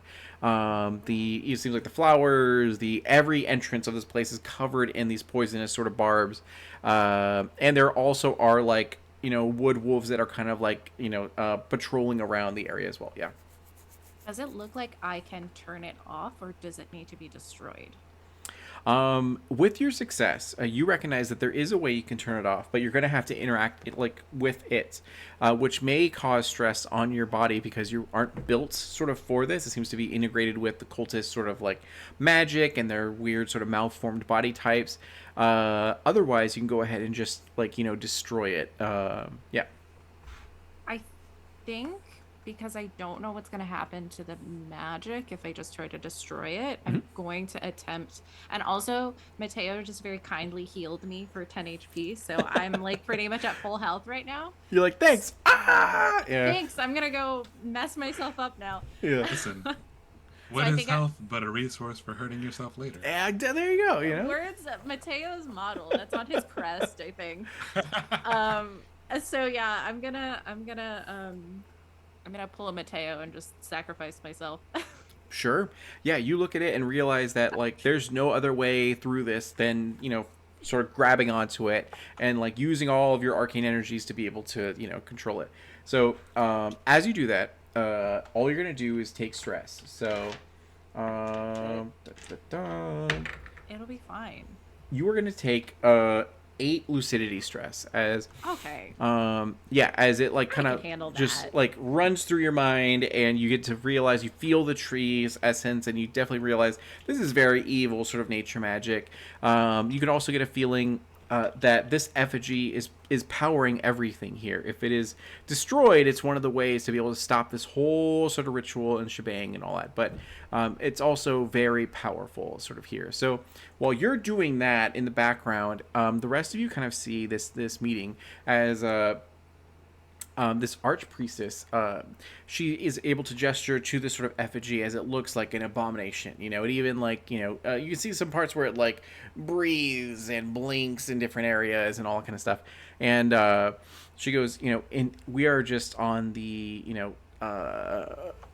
climax of our sort of ritual here, and soon with all of your present and sacrifices, we'll be able to bring this world into a new era. So thank you so much for this. As like you see the cultists kind of like look like, wait, what was that part? And then as they all kind of like some of them are totally down for it. You're like, yes, finally. And other people are like, I didn't sign up for this, as they start to like try to leave, but the paladins like slay them on the spot as they do not let them, leave anyone who tries. So in their fear, they kind of stop and like, back up as they try to address how to do this. As you see, the cultists have no weapons or anything like that. But sure enough, the effigy begins to emanate this pulsating power as you watch as like a first wave, maybe like 70 of the cultists begin to turn into these like skeletons that are just completely covered in flowers in whatever position or pose they were sort of in prior. And then the whole of the tree, everything grows massively as it seems to have amplified the sort of power here. Now, under that whole burst of energy, Maeve, you were able to take down the sort of defenses. So your allies will be able to get here when they get here with relatively no sort of like threat. as you rejoin the others and you watch as like death has occurred. Now the other 130 sort of cultists are majority of them are freaking out, as others are just like maintaining true faith. As they're like, I trust in whatever the priestess wants for this. And how are you guys doing as you look upon this? Oh, go ahead. Oh, I was just gonna say, I think Maeve runs up like out of breath, looking pretty much the same though. Honestly, like Maeve can take a hit to lucidity. It's kind of like her main deal. So she's actually okay, but she comes up and is just like almost throws up at the sight of everything happening here, and then is just sort of like in shock for a minute, taking in how many cultists and paladins are right here facing us right now. Mateo, he looks horrified, but then furious. And he's just going to sort of whisper with a lot of restraint in his voice. Sally, can you get me there? And he's looking directly at the platform this effigy is on. Sadi had, I think, kind of similar to Maeve, had kind of been watching this in a growing state of shock and horror. Really quick, I'm so sorry to cut you off. So Matteo, Sadi, and Zorka are going to take 12 anxiety from this because you watched the whole thing happen. Right after the big bad happened, Maeve popped in. So Maeve, you're going to take 5 points of anxiety. Thank God, because that's 10 for me, so that could have been really bad really fast. Oh, I'm at 50% anxiety with just that. Perfect. That's great. Good. I asked if you wanted a purple potion. I didn't think I did. I didn't think I was going to take 12 anxiety in one hit. I mean, you saw some weird stuff. Does Sally look really, really anxious? Yeah, all of you are like, but yeah, she looks more so. Yeah. I think it's, like, honestly to be expected with everything that has happened. Right. But yeah, they look, they look as if they are contemplating how in the world we are going to do this, because it was already going to be an impossible task and now it feels even more untouchable. But as soon as you ask, can you get me down there? I think it gives Sadi the tiniest moment of not really clarity, but something else to focus on instead of just drowning in horror, essentially. So they will nod, still kind of looking at everything, and is just gonna hold a hand out to their side, still looking directly ahead. And you can see that it's trembling just slightly as they're trying to not. So, go right. Mateo is going to grab Sally's hand. He's going to hold it warmly and comfortingly, and he's going to mutter a prayer to Amun-Ra. Amun-Ra, grant my friend the resolve needed for this test. As he is going to use his prayer of the martyr to take 7 of their anxiety. It only takes 4.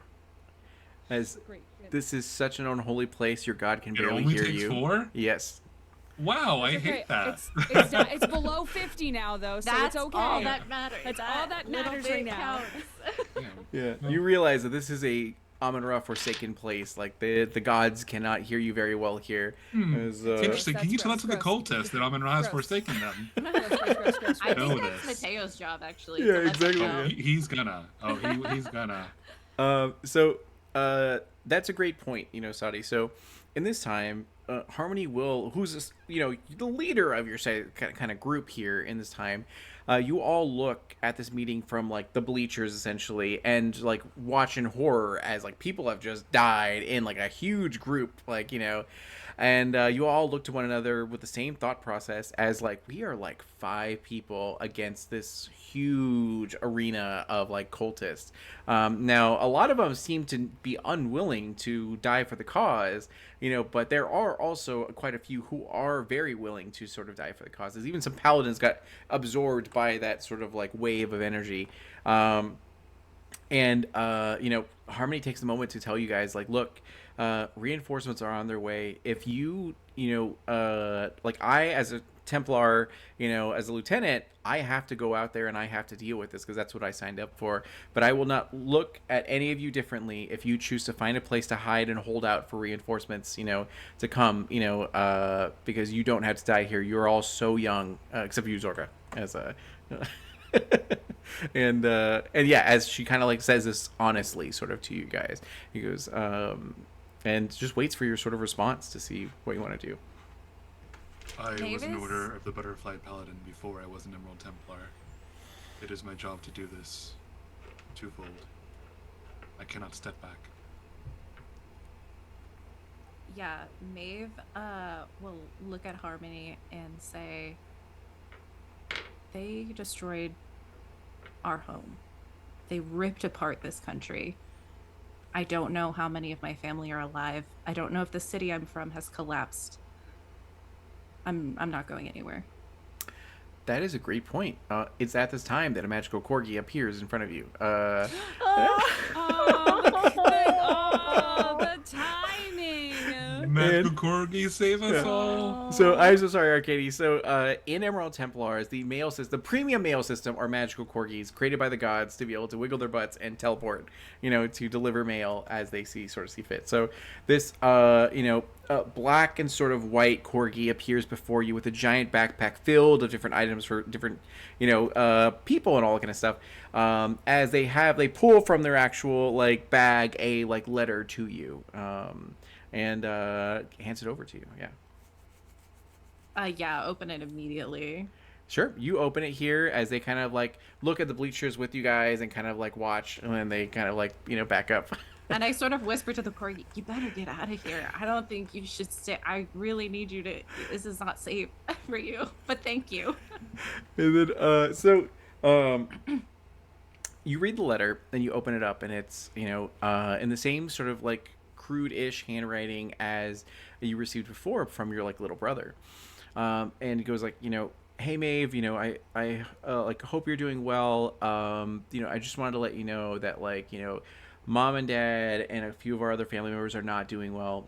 They told me not to tell you. They told me not to like have you worry because you're dealing with a lot of stuff. You are an Emerald Templar, but they are like they might not make it, and I just wanted to let you know that this is happening because they wanted to tell you that they like they love you, they are proud of you, they've always sort of want the best for you, and they're sorry for any of the shortcomings that they had while sort of raising you and everything, but at the same time they know that you're going to take whatever you have with your life and your your brilliantness, your talent, your all that sort of stuff, and make this world a better place with it. So don't worry about them. They've lived a full life and all that kind of stuff, but they want you to live your fullest sort of life and stay safe and all that kind of stuff. And then he writes his own personal message being like, I know you're strong and I know you're powerful, but just please stay safe. I want to see you the moment I can, and all that kind of stuff. And then I'll be praying for you and everything.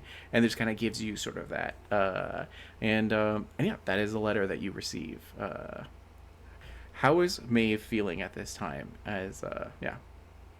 Oh, Maeve, I think has not shown like anything other than anxiety and anger. This entire adventure has just been like on edge the entire time, just like keeps just stopping it down, just like focus on the problem. Let's not do this. And I think the dam just breaks, and she's just like, as she's reading this letter, just like crying in the middle of this room of like screaming and dying cultists just like weeping. Yeah. Perfect. So you all can see this on sort of Maeve's expression and sort of face. I hug the corgi if he's still here. Oh yeah, for sure. You do gain 2 anxiety from reading this. Probably should have been more, but you get 4 anyways. Do they get one back because they hugged a corgi? I do. Well, I do have I do have the amulet from the armor that I got. So I do heal 1 anxiety turn. So Yes, yeah. So it'll eventually go down, but yeah, pretty bad. you do see on their like corgi vests like please only hug me for a little bit. I am working as Yeah. like I asked permission first. yeah, they allow it for sure. Yeah. They're like, yeah. So, afterwards, he goes ahead and then wiggles out of the sort of way, and like heads back and all that kind of stuff. As things are getting way too chaotic here, as once again the ground itself is ripping to pieces to make room for this giant tree, and even through the windows you can see that the forest is growing quite large, and in the distance you do see what appears to be sort of torchlight or what have you that you can only imagine must be the sort of reinforcements, and you hope that it is, but right now, in this moment, you realize that the effigy is like gaining power. If they consume more of these sort of souls, if they consume, too many of them, that may be at its, apex and will be unable to be stopped and all that. So, what are you guys all feeling, and what would you like to do? I think Sadi, after the corgi, and seeing how much Maeve cares about, presumably, at least someone, like not necessarily. I don't know, like necessarily if you've been super upfront about like, hey, I've been messaging my parents or my family or whoever, but like, you obviously got a message from somebody that you care about. And so Sadi kind of, especially with the help from Mateo taking a little bit of that anxiety off, sees someone who deserves to make it out of this and is going to do whatever it takes to make sure that Maeve can get back to see their family again, because that's important for Maeve.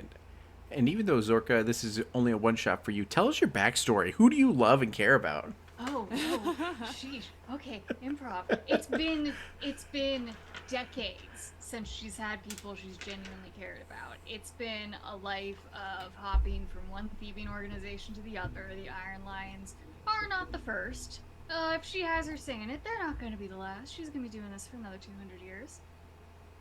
But the little camaraderie that she stumbled into, and the fact that they didn't immediately kill her. A lot of the thieving gangs she's hung out with, they haven't been that nice. They've immediately pulled a knife on her. And so she thinks, hey, it's hanging around. I have nothing better to do today. Ari was the last person standing in one attack today.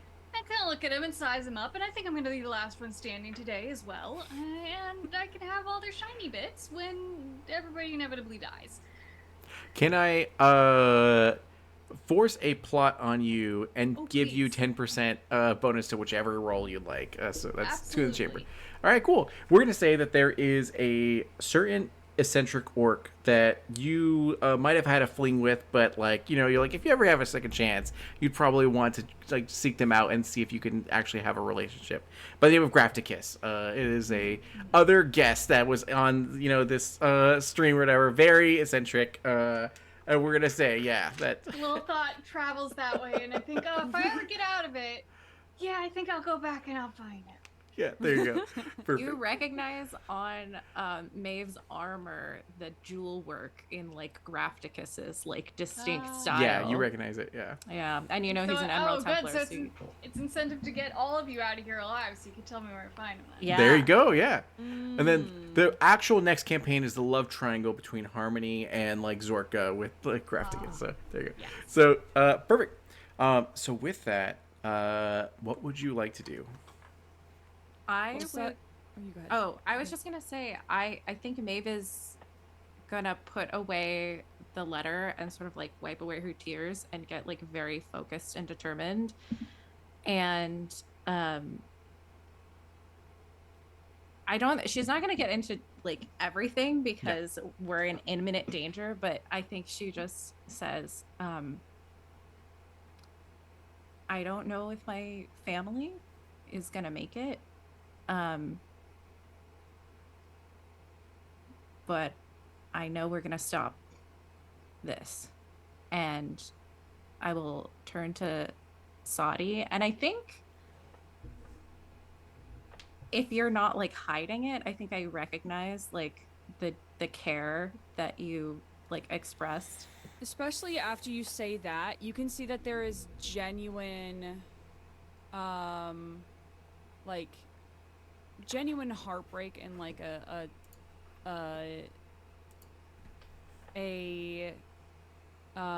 trying to comfort, but is also like that's one of the saddest things that she's heard today. They're standing in front of all of And this. there's just mass death around us. Yeah. So seeing that care in Sadi's eyes, Maeve is gonna look at you and say, I'm sorry I was such a bitch to you. You didn't deserve that. And if we get out of this alive, and if my family makes it out of this alive, you know, I know you left things with your mom, but you know, my home is always open to you if we live. And then I'm gonna look for a strategic place to summon skeletons. Perfect. Mateo's kind of crying, like at this sort of reconciliation. Like it's been a long time coming, and he's happy to see them finally not just like coexisting, but like reaching out to each other, and that's all he's wanted from them since he's met them.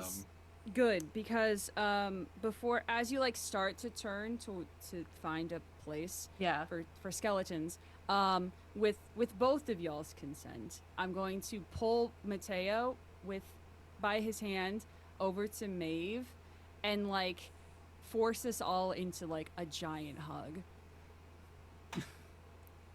Yes. Mateo if you're okay with absolutely that. consents to a hug. Yes. Okay. Maeve is stiff and awkward, but she consents. I come up and hug all of your legs. Yeah, exactly. Yes. Amazing. And then still not letting go of Mateo's hand, we'll take steps back and say, you all have been the best people I could have ever had around, and I hope we all make it out so that we can continue to be there for each other.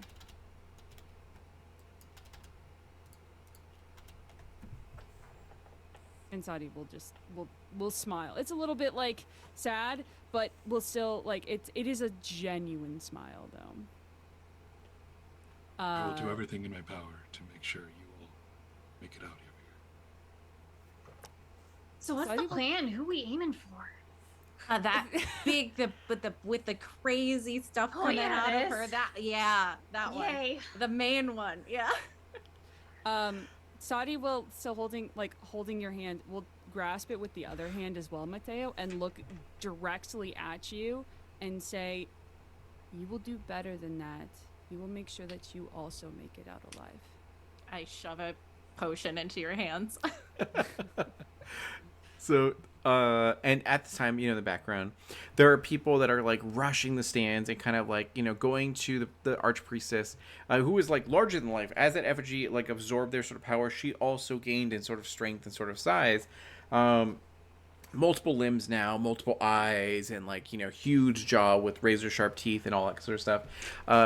as one of them goes like on their hands and knees being like, I was one of the founding members of this thing. You can't do this to me. Like we were here to create this for good, and this is not good in any way, shape, or form. Like, yes, we've turned Wasia, this desert wasteland, into this beautiful, thriving sort of forest, but like, look around you, none of this is sort of good. Amon-Ra would never like this. This isn't even about Amon-Ra anymore. As the Archpriestess simply looks at him and then just like from one of her eyes, she's like, pew, and then kills him. And she goes like, all of you will serve Amon-Ra, do not question it. It's going to make the world a better place. Just look, everything's like, there's so many flowers and woodland creatures that are all here in service of us, and it's all gnarly and note, yeah. There's so many things here. I want to teleport myself and Mateo down to be right next to her. Sure. I'd like to raise 6 skeletons also. That's so many. So that there's a 9 total. 10 if you count Hoya. Sure. Right before Sadi is teleporting them, Mateo's body has already started to sort of transform again as he's entering his wolf form, and like, y'all know that around his hand he keeps his prayer beads, these wooden prayer beads that he holds on to, he clutches whenever he needs to pray to Amon-Ra. It's what he uses to channel his connection to Amon-Ra, and he whispers, Amon-Ra, drive my hand. But then also on his hand, very out of the way, very unobtrusive, is a simple, unelegant ring on his finger, on his ring finger. And he sort of clutches that for a moment with his other hand. And he also whispers, Alejandro, protect my heart. And then he's gone. Perfect. Ooh. So you and Sadi teleport straight up there. So this is a surprise round. So anything you do will get a 10% bonus to like your attacks and all that kind of stuff. So number 1 on the stage there is oh, that's right. I totally forgot about this one. There's 5 individuals. 3 of them are normal sort of Thornguard paladins.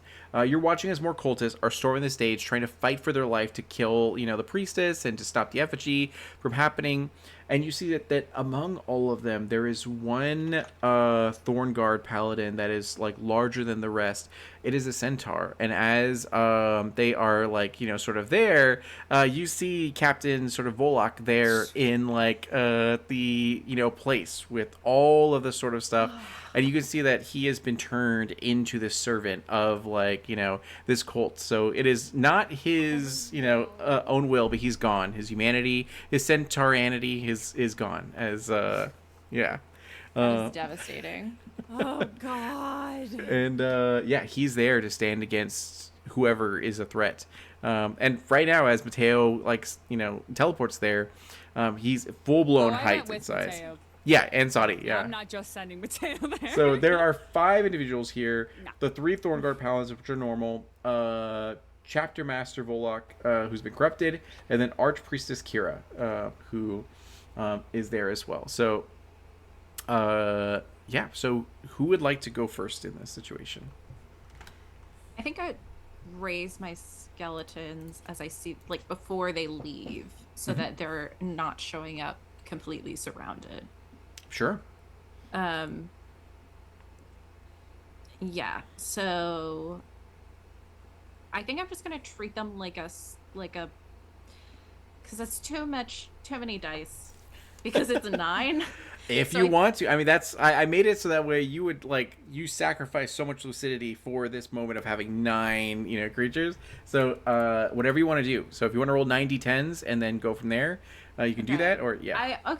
Then everyone else go, and I'm just gonna say the skeletons are attacking, and I will let you know the math. Yeah, when you loading loop back around as to like me. exactly. There you go. I will do math as you guys describe what you're So- doing, but let me just say, like, the skeletons will raise, and I will send. And we'll say they're Actually, I will, because there's probably going to be people coming for me and Zorka, and like our group is not going to be on the stage, so I will keep the 3 I raised first Initially, and yeah. Hoya with us, and then put 6 with them as Sure. like raise These- the new 6 ones next, Yeah. like where they're going to teleport to. So we have a skeleton escort so that we can get these to you. same like flower skeletons are the ones that you like kind of like bring to sort of animate life, and then they're rushing the stage to be able to help out your allies. So we'll go with Zorka first. So who is it that you would like to attack? Yeah, I'm gonna kind of like slink somewhere into the shadows, but stay high up. Sure. And yes, I'm gonna. They said aiming for the one with the antlers. I think I'm just gonna take first shot at Priestess. Sure. Uh, So you get 10% bonus, and then go for it.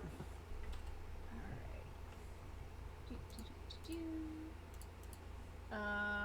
That is 50 to hit. 50, you do hit. That's a full success. Great. 26. Total of 6 damage, and I believe with nope, never mind. Oh no, wait, never mind. I'm gonna use my rage fight because it's my first turn, so I get to Sure. take another range attack. So the other thing I wanted to mention is that your Valor table result still accounts for these two. So you're gonna have to use your Wrath. So that'll be like what 58 from sort of before. So that's still good. And then and yeah, and that'll go into anger, I guess, for that 8. Not a problem at all. Yeah, and then one more hit. Ooh, that's a very good one. That'll be 100 to hit. Oof. All right. So with 100, you double damage. So 2d6, and then I'll go back to the Valor table.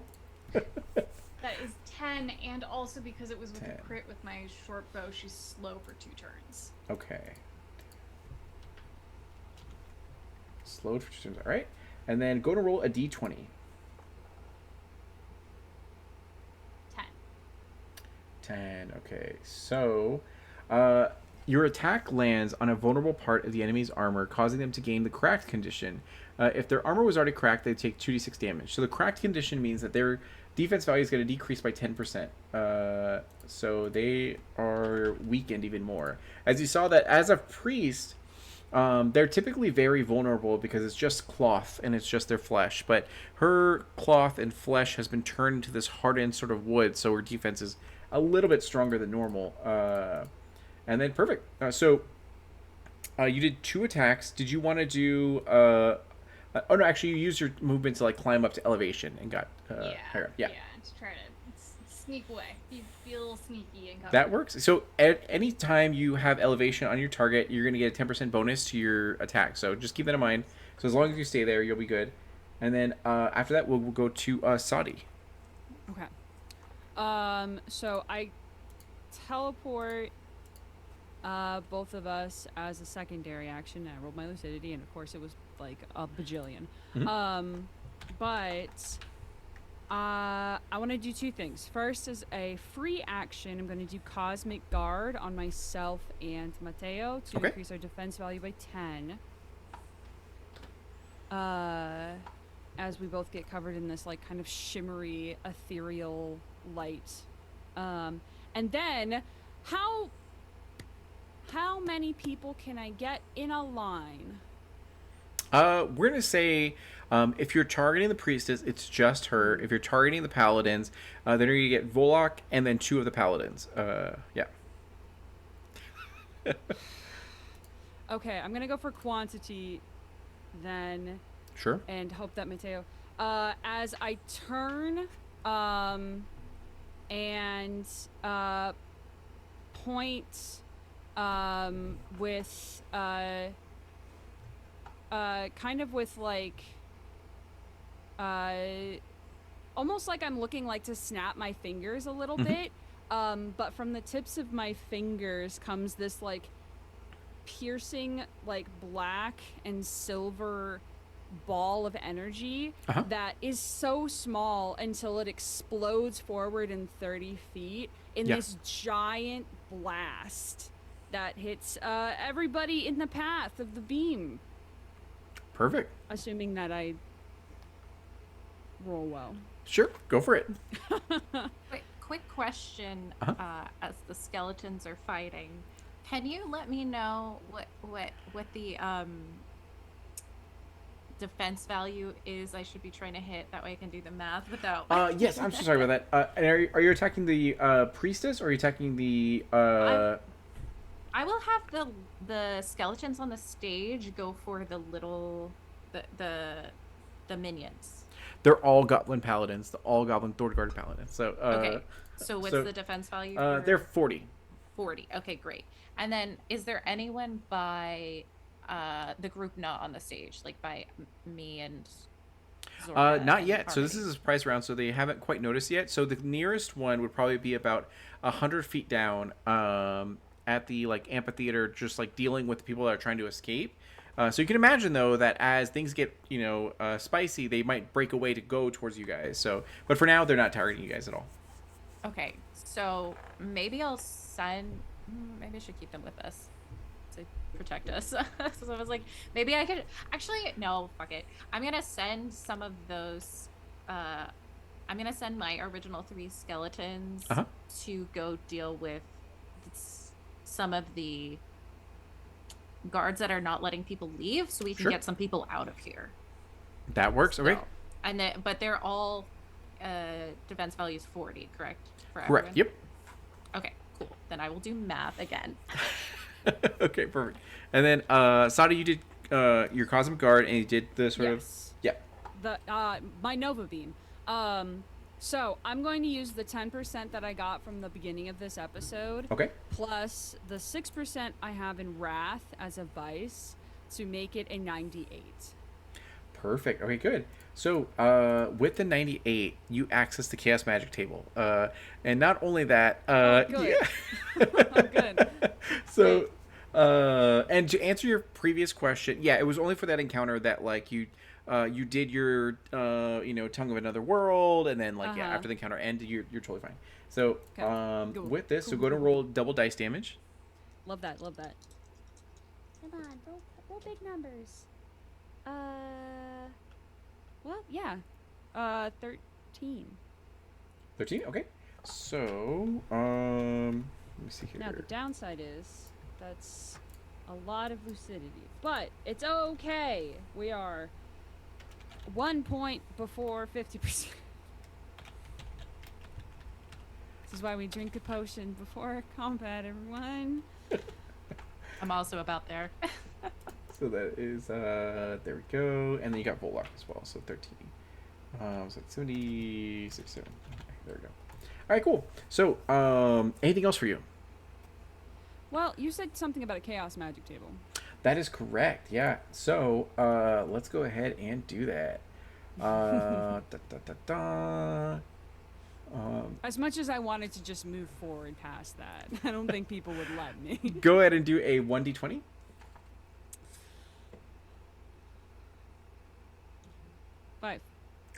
Five.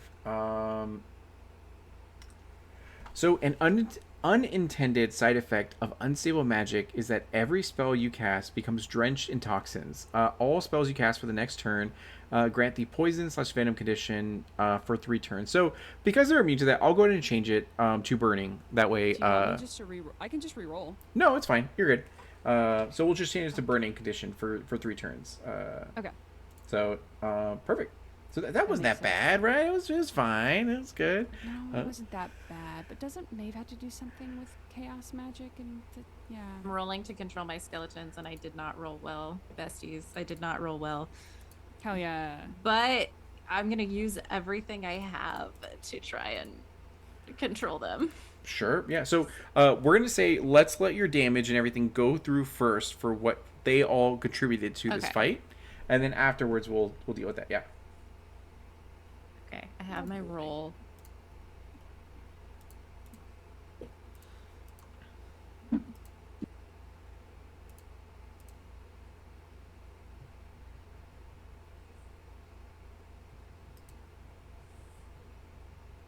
I only got a 46 to control my skeletons. Uh huh. And that's including using a vice. Okay. So if you get to 50, then you get to maintain control. So do you want to spend your beginning of Your the session episode- bonus episode. to No, that. I did use that too. I rolled Oh, you 10. did use it. Okay, okay. Oh, Can I get no. help from Arm? Uh, so yeah, absolutely. So Or she, I'll dismiss some of them if that's like. no, you're you know, good. So like you did get a different partial Can I give success. So Maeve my 10%? if you want to, yeah. Okay. Yeah, let's do it. Because I rolled a 10 and then I have 18 to my spell casting and Yeah. then I used my highest vice, which is 8 in pride, because I can't Yeah. let Not right Saudi now. undo You me cannot. Yeah, right after we exactly. made up. Like, Take So- that 10. Yeah. So okay, thank you. so you're able to maintain control of all of your skeletons, and then And then I just take some stress from my Love dice. stress. Love Yeah. it. and then how much damage do they do to Okay, so Yeah. they rolled so well. I only had 1 miss Mhm. out of 10 hits, and a bunch of crits. But they don't do a lot of damage, so they're just little guys. So collectively, the 6 on the stage did 28 points of damage total, okay, and then just casual 28. just a quick 28 from 6 skeletons, and then the ones who are trying to hit the paladins who are blocking the exit did Uh-huh. 30 damage because Hoya's with them and Hoya crit. So Okay, perfect. They all right, cool. So they immediately kill one of the paladins that was already wounded from some of the cultists that were like fighting against them, using whatever spells they have or whatever, just clawing the eyes and all that kind of stuff. So that's great. And then anything else for you? yeah, I'll take my turn now. Okay, go for it. that Look, that was for skeletons, and now it's me. was my Yeah. skeleton. I'm just gonna blood bolt on the priestess. I Okay. just hope I hit. Okay, so that is 58. It does hit. her. Yep. Okay. Oh wait, she got the crack position, so that's actually a critical. So go ahead and roll double damage. Okay, I'm gonna not take double damage, but I'm gonna roll for my own damage first. So I take an 8. That's actually not bad. Physical stress. Oh, and then 10. And then for actually never mind. Go. 54 damage. Okay, so I take 8. so something happens at this point. You reach the 50% mark, and or at least like went beyond it. So what happens at this time is that all of you feel energy pulsate from the effigy as every time you attack this priestess, you're watching the effigy bleed and wounds open up and like and just like kind of wriggles in sort of pain and all that kind of stuff. So as this all occurs, you feel something begin to bore and sort of penetrate into your mind as it sprays out these sort of spores sort of to you. And time itself stops around all of you as your movements slow down. You can't quite feel, see, hear anything at all except for this effigy that's sort of calling to you in a warm, calming sort of voice. That goes like, "Why are you fighting against me? It's gonna be fine. You're mortals. You're just flesh and bones and sort of blood here. I could offer you so much more than that. Like this is your opportunity to grow beyond your mortal sort of vessel." As it goes to each and every one of you, as it goes to Matteo first, and as in front of you, right before you're about to hit with your probably hammer or whatever weapon you choose, and against whatever target you choose. Yeah, he hasn't even hit her yet. Yeah, you see that behind the priestess, who's like anticipating this sort of attack, you watch Alejandro come out from behind in full, like the primest form in your mind that you can see as they're there, as he kind of looks to you with just a very warm smile, and you hear the effigy call to you and goes like, I can bring him back to you. Like I can bring him back right now, and you can spend the rest of your days together with the full-blown in flesh, in person, sort of here. All you have to do is bend the knee and join my cause, and I will ensure that you will survive and be able to live the rest of your days with the man that you love so dearly, and have Amun-Ra did not give this to you. He can't give this to you, but I can. Like, I can deliver this. As, like, you watch before your eyes as he turns from this weird ethereal form into sort of flesh, as he, like, reaches over and sort of touches you. Now, you can see that his eyes are lifeless, as this is just a projection of what could, happen and all that kind of stuff. But this is the first time in a long time that you felt this warmth and its smell and the look, all the imperfections that you fell in love with is there in front of you and all that kind of stuff.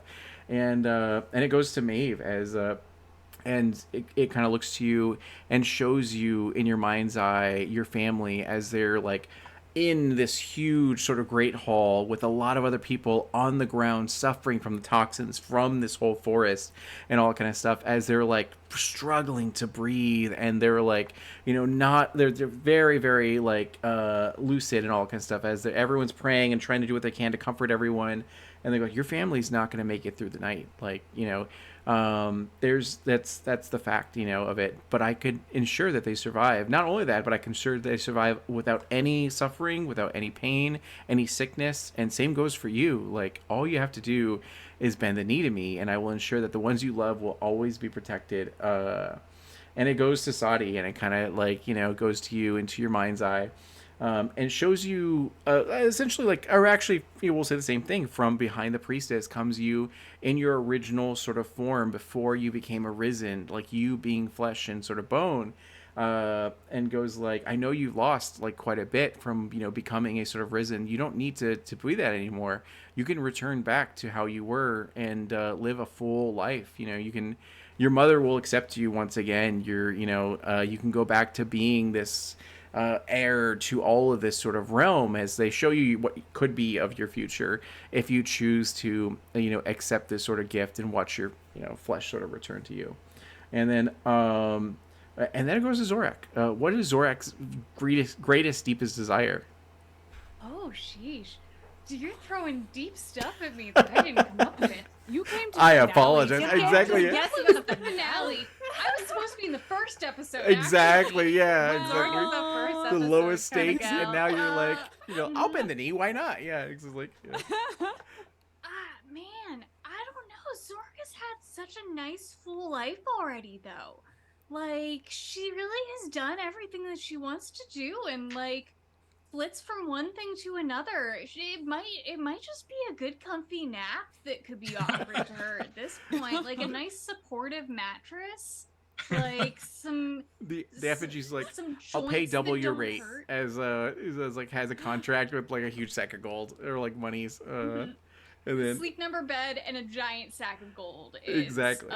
what you could tempt Zorka with. and they also offer you your youth back if you'd like to turn back the clock and all that. Like I love my grays. I was like, it's so fine. So as they go to all of you, what you're gonna need to do for me really quick is do a D 100 roll, and then you're gonna do a willpower roll and a focus. If you have anything else that you feel might help, or you want to use a vice or what have you, feel free to do so. Yeah. I rolled really well. Good. I'm really relieved. So will and focus? Correct. Yep. Okay, so I rolled an even 100 then. Okay. Yeah. So, well, actually, I'll wait till for everyone to. Okay, do that. yeah. Oh no, Daniel, what's that face? What is that face? So I think it's a I'm- similar face that I'm making right now. I'm Oh, gonna God. say that what I rolled is probably, strangely appropriate for the situation, because I rolled a strong 20.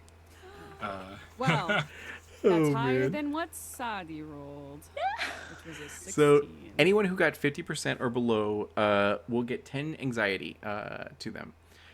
As even though you might want to be like, I'll never do that, I'll never bend the knee. In reality, your character is watching the thing that they desire more than anything before them, and it could be within their sort of grasp. And not only that, but this like boring into your mind is making you feel warm and comforted and trusting of like, this thing is here to help me. Now, I'm not going to control your characters and say that you will choose whatever. You can still reject it, but you're going to take that anxiety as your character is like Jello right now. And Yeah, that's the thing. Oh, I'm sorry. What did you roll, Sadi? 16. That's the thing. Once Mateo sees that vision of Alejandro, and like throughout this journey, he's sort of seen him, but it's been more of a memory kind of thing, um, and moments of like really bad lucidity. Uh, but this comes with the warmth that he's accustomed to, the warmth that he's missed having since losing him, and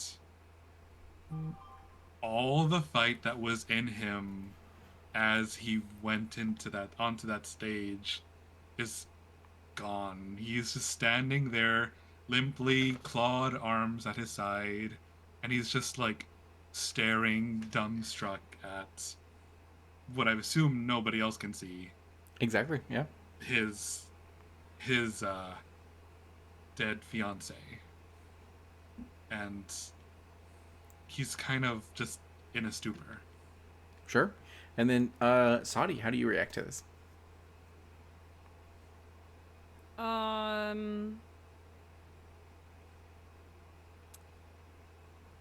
Savi had almost convinced themselves that they didn't care anymore about who they used to be, about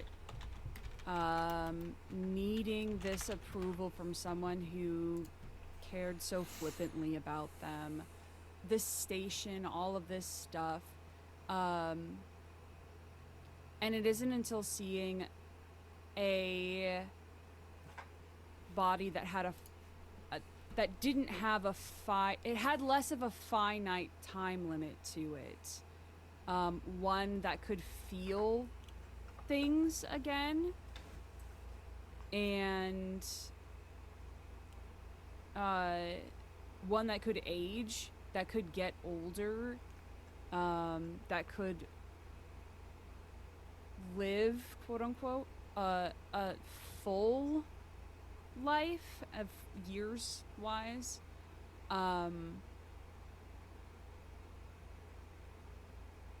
She is trying and failing to think of any reason why she wouldn't want that. And I think similarly is kind of stunned into like a shocked state, because there's no other way to move forward than to just think about what could be. Perfect. And then, Zorka, what did you roll? An 84. 84. You're good. Yeah. So, I'm like, Like, I didn't want it that much anyway. yeah. yeah, I'm like, I'm too old to fall for these mind games. I'm not And the ready effigy's for like- retirement home Like, yet. what? 3 times? This is the 4 sixth times? time 5 this has times? happened to me. Yeah. He's like, okay, You're 10 not times. the first time. You're not the someone's first offered cult to me try and this. offer me my wildest dreams. Exactly. Yeah. Exactly. Been there, I'm done still that. kicking, Yeah. and I'll kick your ass. Perfect. And then same with Maeve, as you like see this and you watch all this happen, you have 100% creative control over your character and how they're going to respond sort of to this situation. So how does Maeve feel and how do they react? I think at first when she sees like her family, who she hasn't seen since she disgraced herself failing out of university and then signed up for the Emerald Templars, I think at first she's like full of fear and worry and like anxiety like immediately, and then she like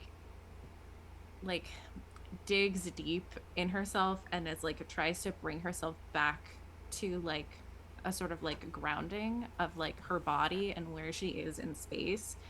And even though where she is horror and death, and I think she can like taste the blood like dripping into her mouth, and it sort of like that sort of visceral reminder of the physical world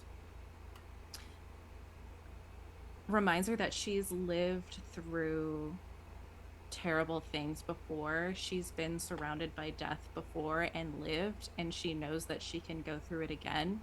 And I think in her heart, in that moment, she accepts that she might not see her family again. They might not be there when she gets back. But this will stop. And this entity, this person who is doing this is the reason for that. And I think all of that anxiety just turns into like pure anger and determination, like just like a ice cold focus and just a like complete like focus on I'm going to kill you and make sure no one can ever bring you back. Perfect. So with Maeve and Zorka, you guys are able to use a vice without any sort of stress for the next 2 turns. And you get to break from your trance right now to be able to do something to the priestess, who's looking very weak and vulnerable at this time. And, in response, the effigy. As you guys break from your sort of trance, you watch as Mateo and Sadi are still entranced by this, just considering this option. Even though they might say no, they're still really considering, the sort of option here. And same with Harmony as well, as you look out and you can hear the sounds of the cavalry has essentially arrived as the other Emerald Templars are rushing, in with their, might and magic, trying to hold off, these paladins as they're all engaging with, these other Emerald Templars and army of Nazria and all that kind of stuff. So what is it that you guys would like to do here? Mine's easy, so I can go first while you think about, because I'm just taking the shot off. Yeah. I started blasting. Yeah. Yeah, I know what the caster is like. I can go first. Yeah, I'm just gonna take another crossbow or a short bow shot at her. Sure. Okay. So, but I got a bunch of bonuses now, so hopefully it'll be real good. Yes. Yeah. It should be real good because that was a base of 70 plus 10 because elevation, and then plus 10 because of elevation. Correct. Yeah. So we're already up to 90, and you know what? Let's just make it like 92 and throw a little bit of my greed vice in there for funsies because Sure. she might offer me gold, but I'm gonna take that gold off her corpse. Oh, I'm gonna get your Oh, gold yeah. anyways, like one way or love it another. so Yeah. much. I'm taking your gold anyway. You Yeah, thought there you think I go. need you to give it to me? So- So I'm guessing a 92 hits. Oh, absolutely, yeah. So go ahead and roll your double damage, and we'll just make it 94 just to do the Valor table and all that. So go ahead and do double damage. That is 5 damage, and also because it hit, I'm gonna use my dirty trick. And on Okay. a success, she's stunned for 1 turn. Okay.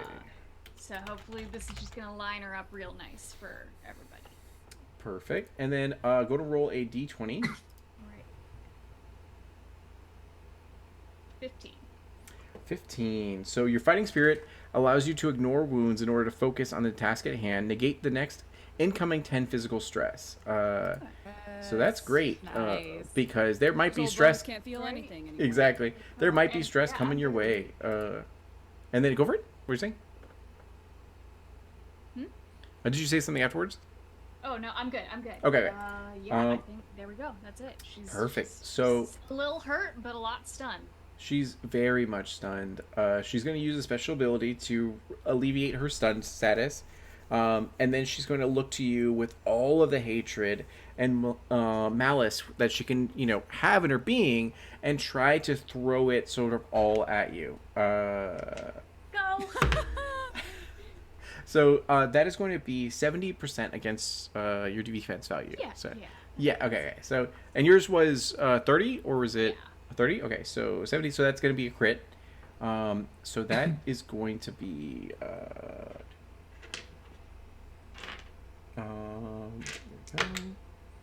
So Only that 10 of this at least. Right, yes, which it was 10, so you take 0 of it. Hey. As she, from her antlers Very comes lucky. a huge sort of toxic bolt as she, her eyes all go like sort of like, black, and then she fires it off towards you. Your tiny little goblin frame as you just like, you hide behind something, or you just like will through it and all that kind of stuff. Pop back up, stick my tongue out at her. Exactly. And then she has 2 attacks, so she's going to look the other one at Maeve and then see that you both have rejected this offer. That was not very good. That was 30%. Ooh, my defense value is 30. Okay. So right on the money. Should have taken those bracers. It would have been 34. That's okay. I looked at the rules again, and I wasn't even supposed to be using medium armor anyway. So, but we got light armor that's 30 now. So Yeah. So with that, it'll be only. Oh no, it's only. Oh shoot, that was a crit. Actually, hold on. Oh no, that's fine. We're just move forward. Okay. So. No, do it. No, No, what do was it. it? This What is All was right, it? all What right, was all right. it? It's a Fine. boss fight. So Come on. So if we're gonna be close to death, it has to be this fight. the total was supposed to be 23. So 10 is negated, so you're going to take 13 physical stress, Zorka. So meanwhile, for Maeve, you're going to take 7 points of physical stress as she looks to you as well, and then fires it off as the ground around you, like, collapses and sort of crushes around as you feel her power. It was quite a bit. So, and then Maeve, you get to do something, and then Mateo and Sahari will be able to answer. Yeah. Yeah,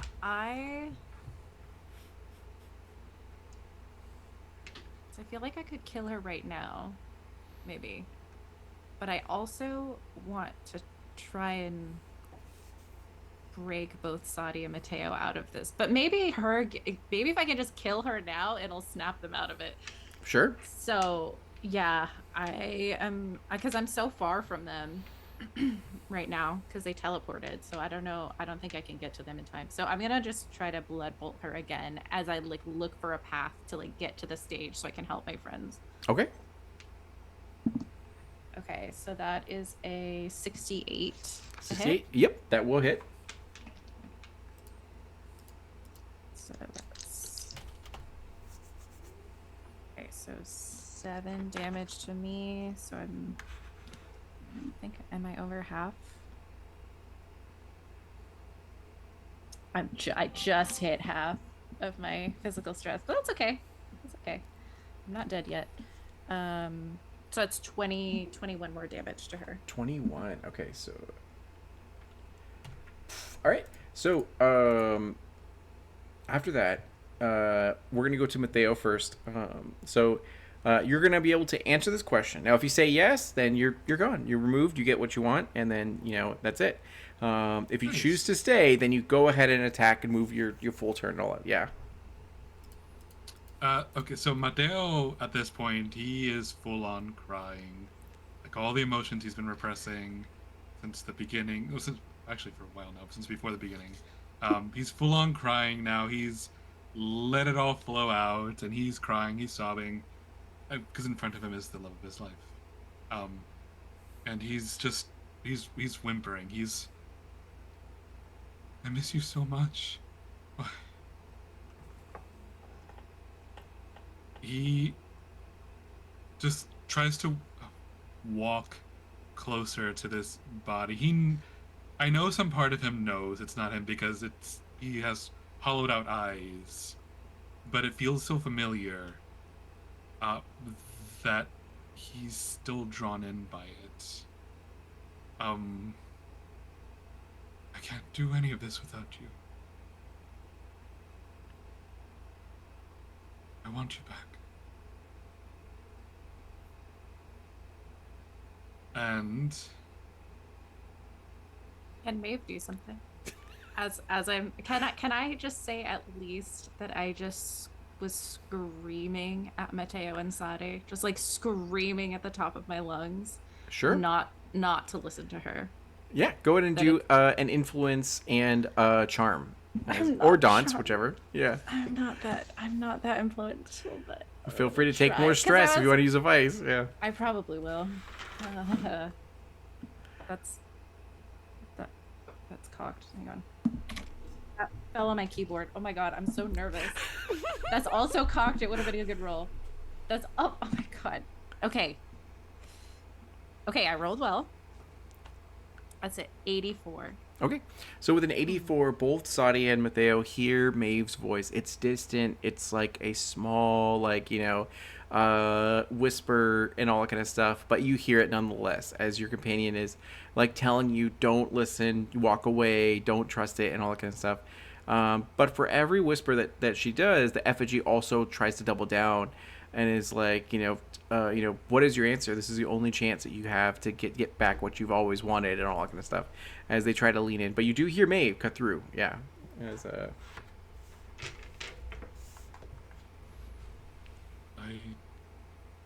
think of you every day when I wake up, and you're the last thought I have before I fall asleep. And you're not him. And Amun-Ra has taught me that you can't come back, not like this.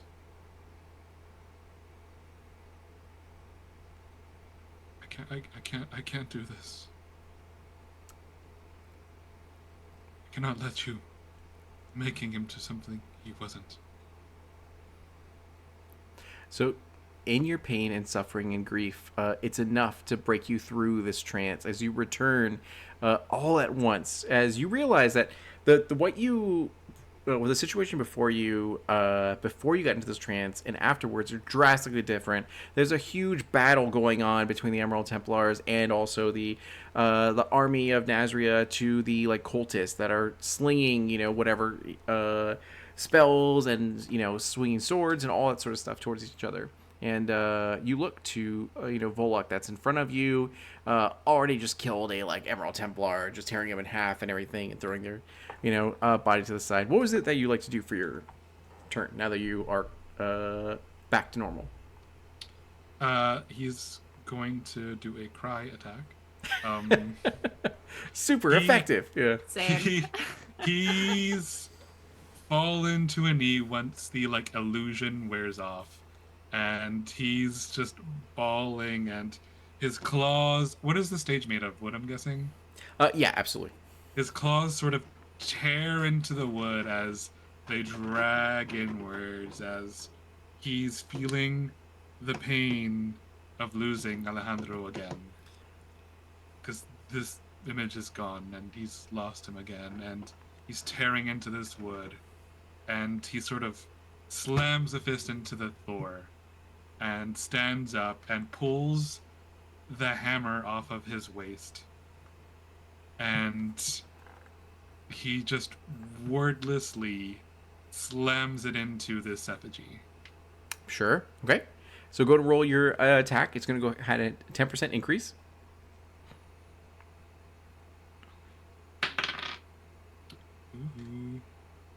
Ooh. That is a... Is it 10% increase? Correct. Yeah. So, or at least to your attack. Yeah. Right. That is a 118. 119. Oh my God! All right. So that tells a story. So That's a big number. So go to roll double dice damage first, and then roll the valor table. It's a double dice damage, right? Correct. Yep. Yeah. Where's my 2d12?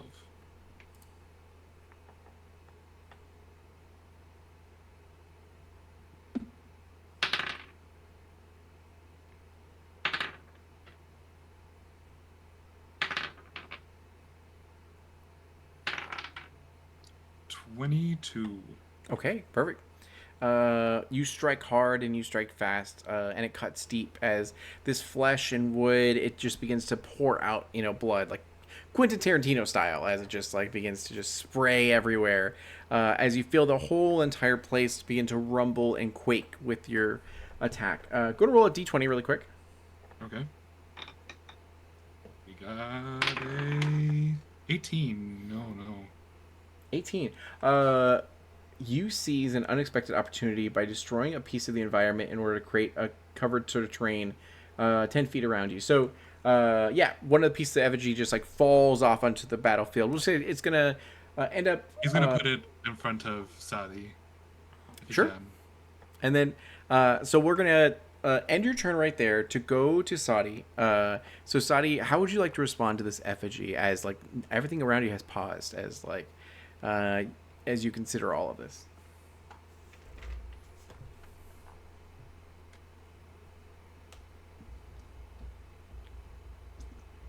I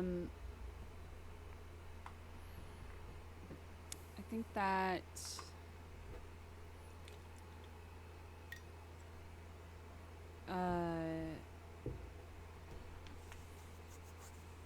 think Sadi takes a few steps towards this like mirror of who they used to be. Lost in the trance of what could have been or what could be, and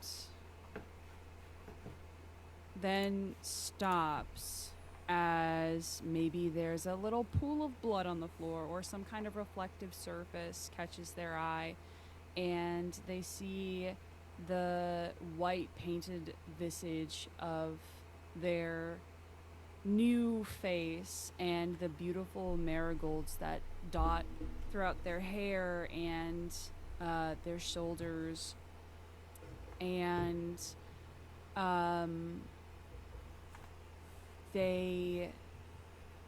that's enough to get them to remember that if she was to go back, if she was to take back this life that is pristine and good and more fulfilling and all of these things, that she would have to lose everything and everyone that they have met up until this point.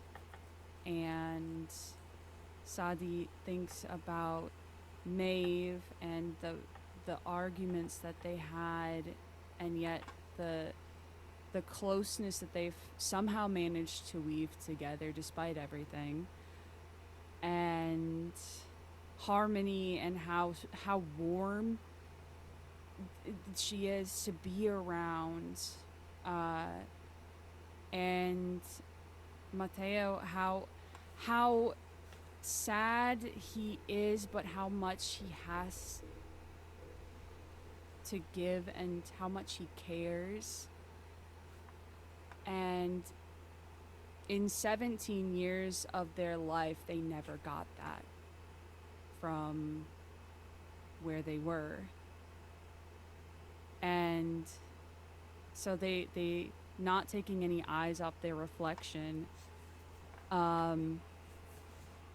raise a hand towards this person and just say no, and I'm gonna Nova beam them at point blank range. Sure, go for it. With a 10% increase, yep.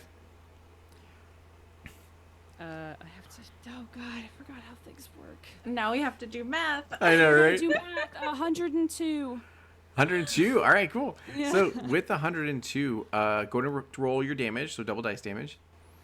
All right.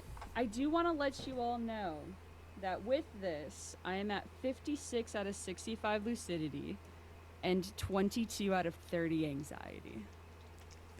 Perfect. Okay. So that's fine. Choices have been made, as you Choices have been made.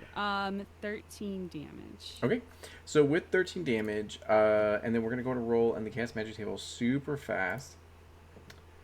I'll roll that d20 then. 14. I need to whenever you get dismiss there. my skeletons. You're I like, don't have any. You're like, I don't have God any damn it, buffs." Sonny! As you're like trying to. And what was it for your d20? 14. 14. Okay, so the last spell causes you to lose all volume control, and you scream for the next hour when you attempt to talk. Reduce your charm by 10% when speaking. So in this time, you yell talk as, which makes sense because you're like anime protagonist style, as you're just screaming about like all your pain and suffering and all that kind of stuff, and the power of friendship. As you Nova beam. Oh, well, I'm not like blabbing. It's just anytime I talk, it's loud. Yeah. So, and are you aiming towards the effigy or the priestess in this time? As you. Is there a way that they can be in a line? Sure. Yeah, we can say that they're. It's both. That works. Yeah. As you go and do It's so. everybody in the line.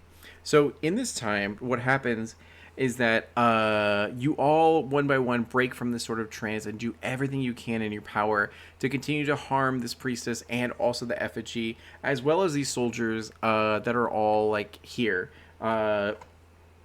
and attacking cultists that are like or heretics or whatever that are trying to escape from this, and the Emerald Templars are also like trying to help you guys out as they've finally arrived and everything. And as you do this Nova Beam, it's enough to be able to actually like shatter this effigy as it begins to one by one like crack and sort of crumble. And as it does so, everyone sort of stops what they're doing as they feel the entirety of this huge tree that's been created here begin to wither rapidly and begin to sort of die and begin to collapse as like everyone like was in the middle of like, you know, fighting, but the moment that the priestess sort of dies and the effigy goes along with her, everything just, you know, all bets are off at this point.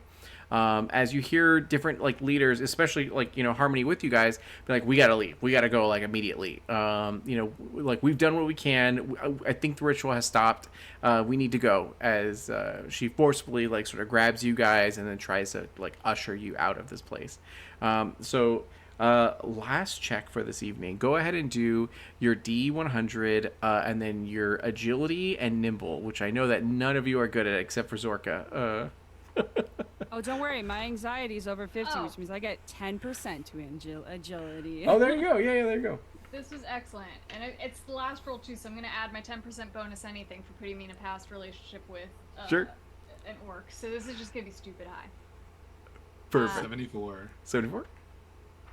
I got 74 as well. Ooh, Exactly. twinsies. Yeah.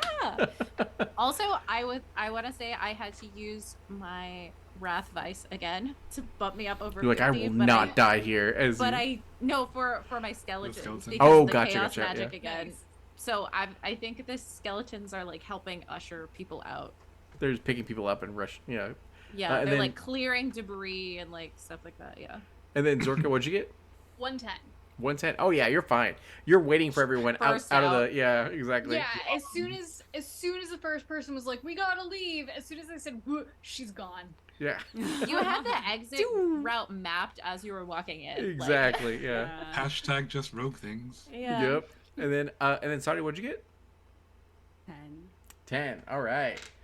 What I like to hear. So. Can Mateo help Savi since Yeah, he's we right would next to stay behind with her. For Oh. sure. Well, here's the thing. I have an ability called Defy Death, so I kind of want this to crash around for narrative reasons. You take 10 physical stress. Okay. Oh, okay. Well, then I'm okay. Yeah, as like, you know, debris falls you upon know. you and all that sort of stuff. So, Tree falling on you, it's fine. yeah. So as you all make it out of here, you are like outside of this compound. Anyone who willingly gave themselves over to this sort of cult has perished, as like the energy, the magic that was powering them has gone, and their body cannot handle it. You know, so all that remain are maybe like 50 of the cultists that weren't like super hardcore into it, didn't have any sort of mutations or anything like that about them. Still, the army as well as the Emerald Templars, like, puts constraints on them and then, you know, guides them out of here. As you all look out to this, like, forest, as it's all one by one, like, withering from, like, the epicenter, which is at this compound, outward, as these trees begin to sort of fall and rot immediately and give way to this, like, beautiful desert landscape that you recognize as Weijia in its original sort of form, as you all maybe like collapse to your feet as you like, you know, greet the sun with, you know, a warm sort of embrace, and all that, as you like, you know, can see all this. So you look to one another and you realize you just survived your first mission as Emerald Templar. So now with that, there's a number of things that happen in your sort of epilogue, which I'll give you a partial thing to be able to explain to me, like, how do they, like, where do you go from here? As for Harmony, she immediately gets a promotion for guiding the team that actually solved and stopped this ritual in the first place and was able to save everyone, because like had you guys not been there, like reinforcements would not have been able to get to the actual core of this compound due to the defenses and all that sort of stuff, and so much and so forth, and they're able to like live the rest of their days doing what they can to help the Emerald Templars, the new recruits, and all that kind of stuff. And everyone swears that eating her red bean buns will give them luck to survive and be able to do great things and all that sort of stuff. So we'll go one by one to explain what how you go, where you go from here. And I'll say for Zorka, unfortunately, word gets out. You know, you're part of the Iron Lions. You may have killed some people in the road and all that kind of stuff. So you will have to face some punishment, but it's probably just joining the Emerald Templars for a couple of years and all that. But still, you are part of the. You're one of us now. Exactly. Yeah. You're Not after I wiggled my butt back into the tree ruins and stole everything I could from with my little Exactly. goblin hands. Yeah. Pink Exactly. Panther music plays. Amazing. And is that your epilogue? Is that you go ahead and Yes. okay, Yes, cool. it's just digging through the trees, stealing everything I can off this priestess, and then being like, "Yep, I mean, I've joined every other gang. I might as well join up with the You like- Emerald Templars for a little bit." You like have her Everything antlers on your, yeah. I love it.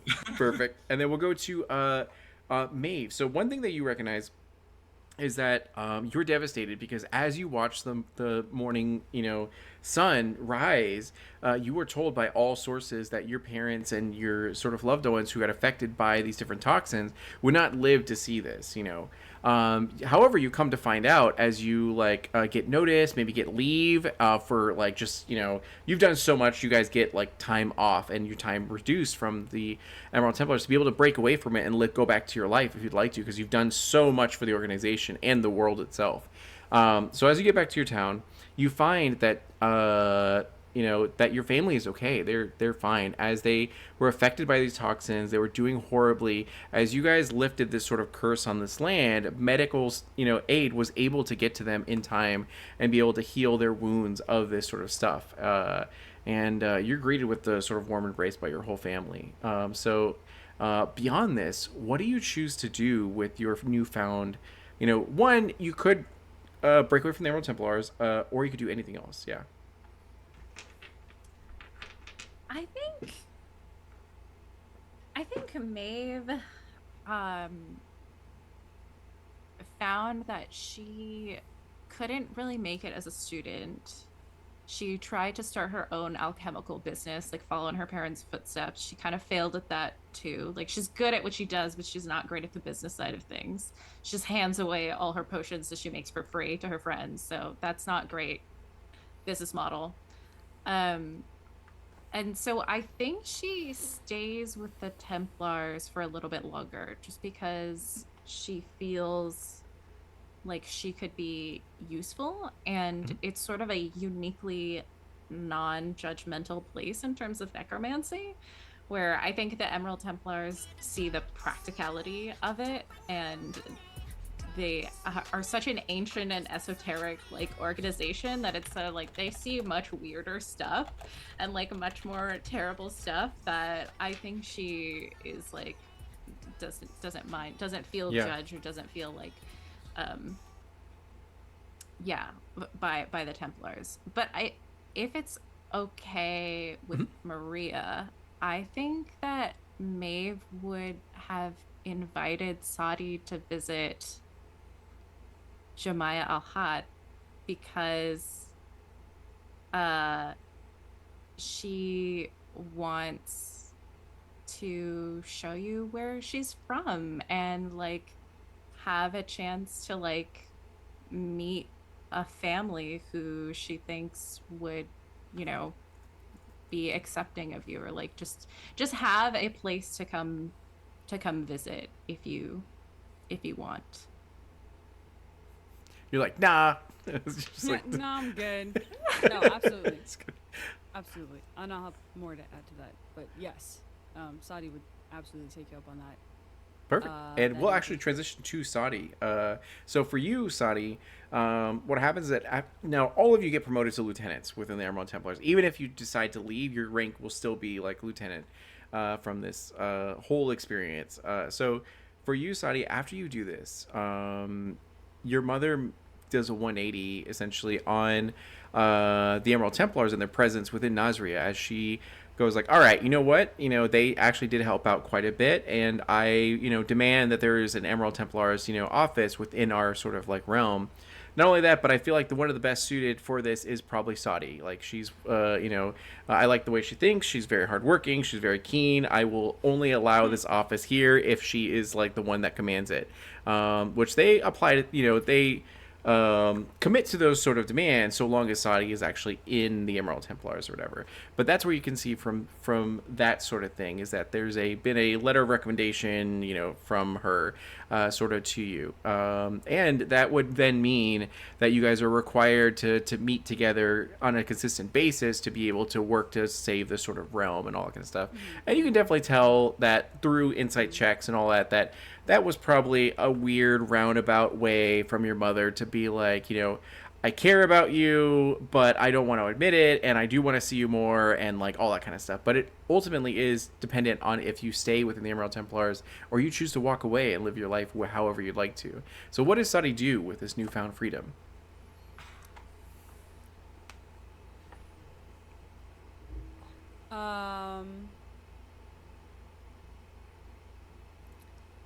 Sadi does not take this post.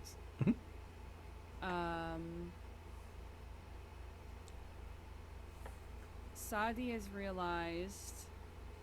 Well, this really was like hit the nail on the head of, particularly with, the Sultan, her mother. While she may have changed her mind now is not when she needed to change her mind. It was a long time ago, and I think that she will receive a nice letter from Sadi that has 2 pages. The first is a very formal one on Emerald Templar paper and all these sort of things, regretting to inform them that Sadi will not be taking this post. And if you still wish to have the Emerald Templars, it is in Sadi's best interest and desire that the Emerald Templars do have a place here, so please consider having someone else in their stead. And there's a second letter in there that is much shorter, that says, regardless of how we feel about each other, I will not forget you. May we meet someday on brighter shores. Sadi. And I think they will leave the Templars. At least for a time, because they joined of their own accord. They weren't there for any sort of like press service or anything like that, repaying a debt or anything. So I think they leave their badge behind, and I think they travel for a bit, honestly, like just a short while. And I think what really inspired it was Maeve's invitation to go and see where she grew up, see their town, meet their family, and really made Sadi realize that, I've never really left this city kind of at all until being in the Emerald Templars. And Sadi knows that there's a time limit on being arisen. And so instead of just sitting and waiting for it, they're going to make the most of what that time that they have. And I think at some point they end up visiting with Maeve for a while, and then it just kind of keeps being a while. And I think at some point Maeve is gonna get a small note delivered that is an invitation to go out for dinner sometime.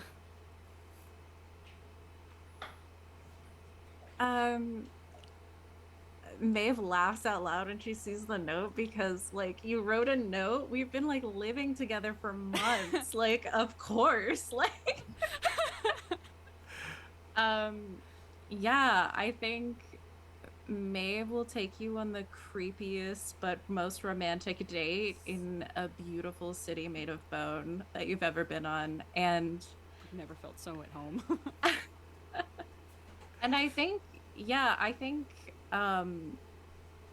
knowing, like, being a necromancer and knowing so much about Risen and the process of it and the way that it changes you afterwards, I think Maeve will sort of, and with given how young Maeve is and how long Oni live, I think Maeve will also just sort of be like, fuck it, let's travel. Like, let's just take a pause. And because, like, I feel like we did so well with the Amalar Templars. I'm like, I could come back to this. Like, that's fine. They'll probably take us back, and it's fine. Probably take us back.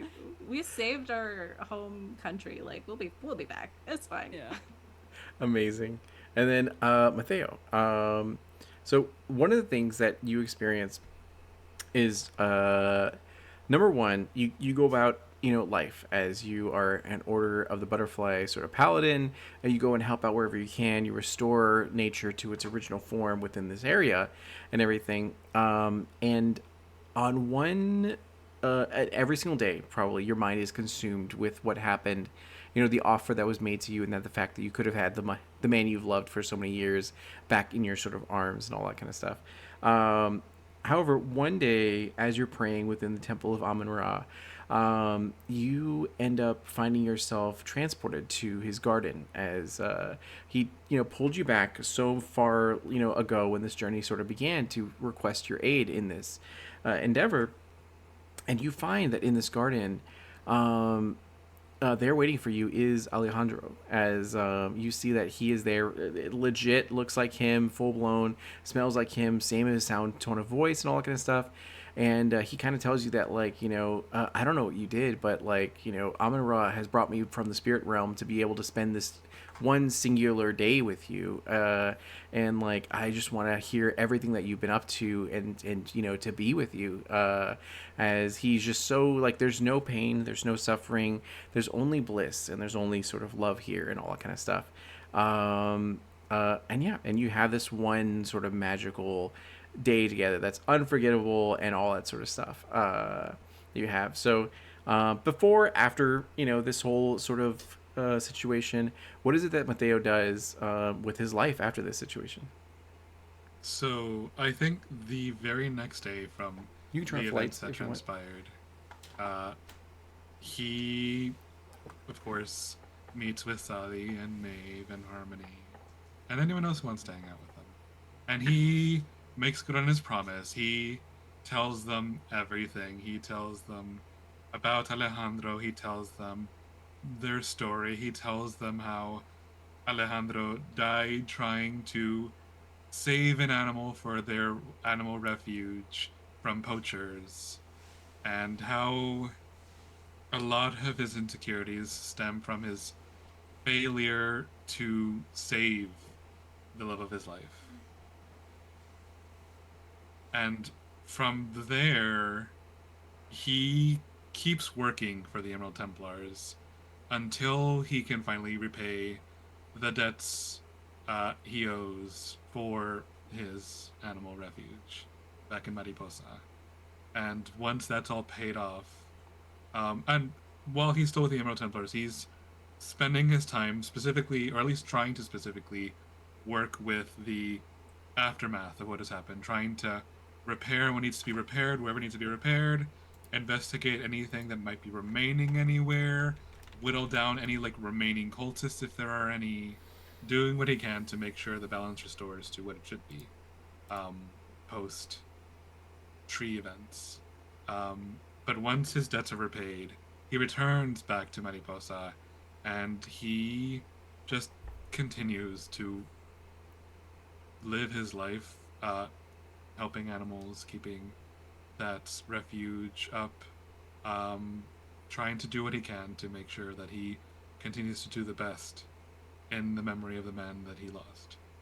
And he's, of course, extended invitations to Savi and Maeve and Harmony if they ever find themselves in Mariposa to come visit, and he'll make them the best arepas they've ever had, if they've ever had arepas. Perfect. So I want to thank you guys again for being here and embarking on this journey, or these, like, 7 nights that we've had together with this Emerald Templars campaign.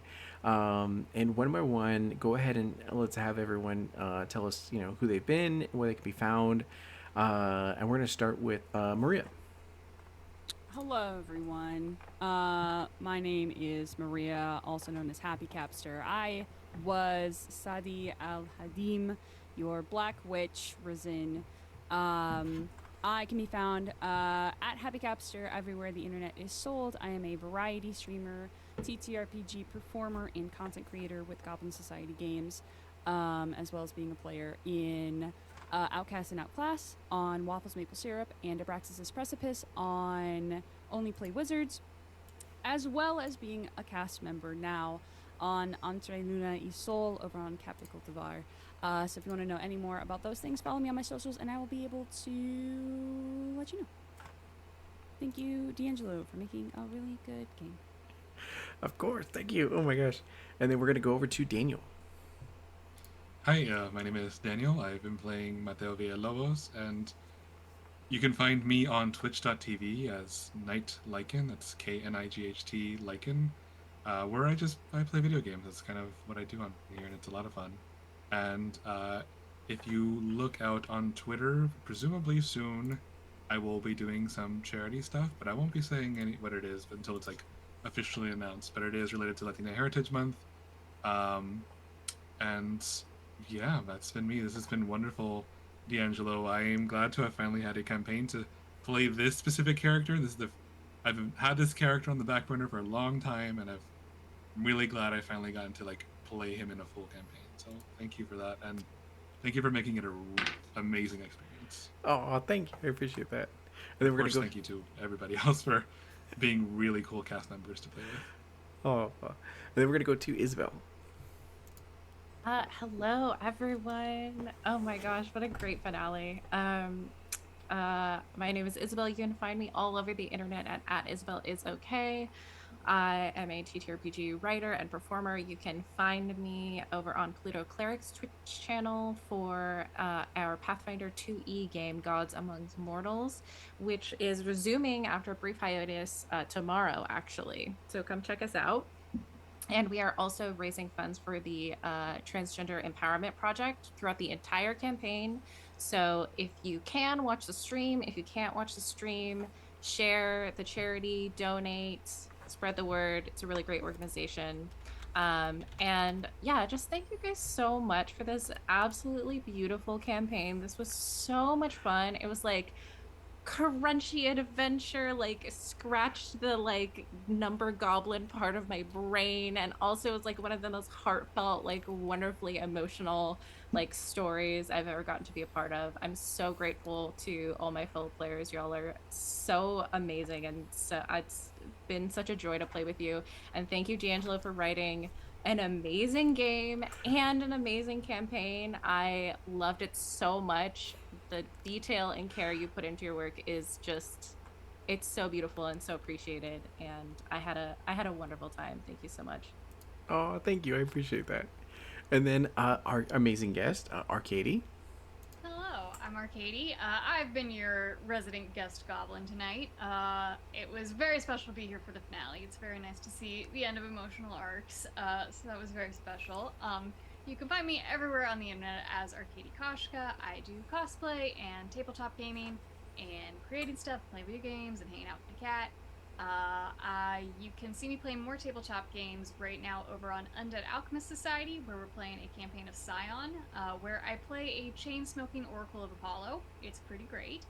And I am also a regular cast member over on Mercenaries Mischief, although we're on hiatus right now, but we have a backlog of our mini-series that you can catch up on. If you want, like, really good listening in your car, you just have a complete series already done. Otherwise, I just hang out on the internet. Thank you for having me. Of course. Thank you guys so much again for, playing in this campaign. I really, really appreciate it. It was so much fun. We're going to go ahead and, head out now. If you enjoyed, the game, please feel free to check out Emerald Templars on DriveThruRPG, which is in chat, and make sure to follow everyone here on their social medias. And we will see you guys next time, and hope you guys all have a great week. Yeah. So bye. Bye.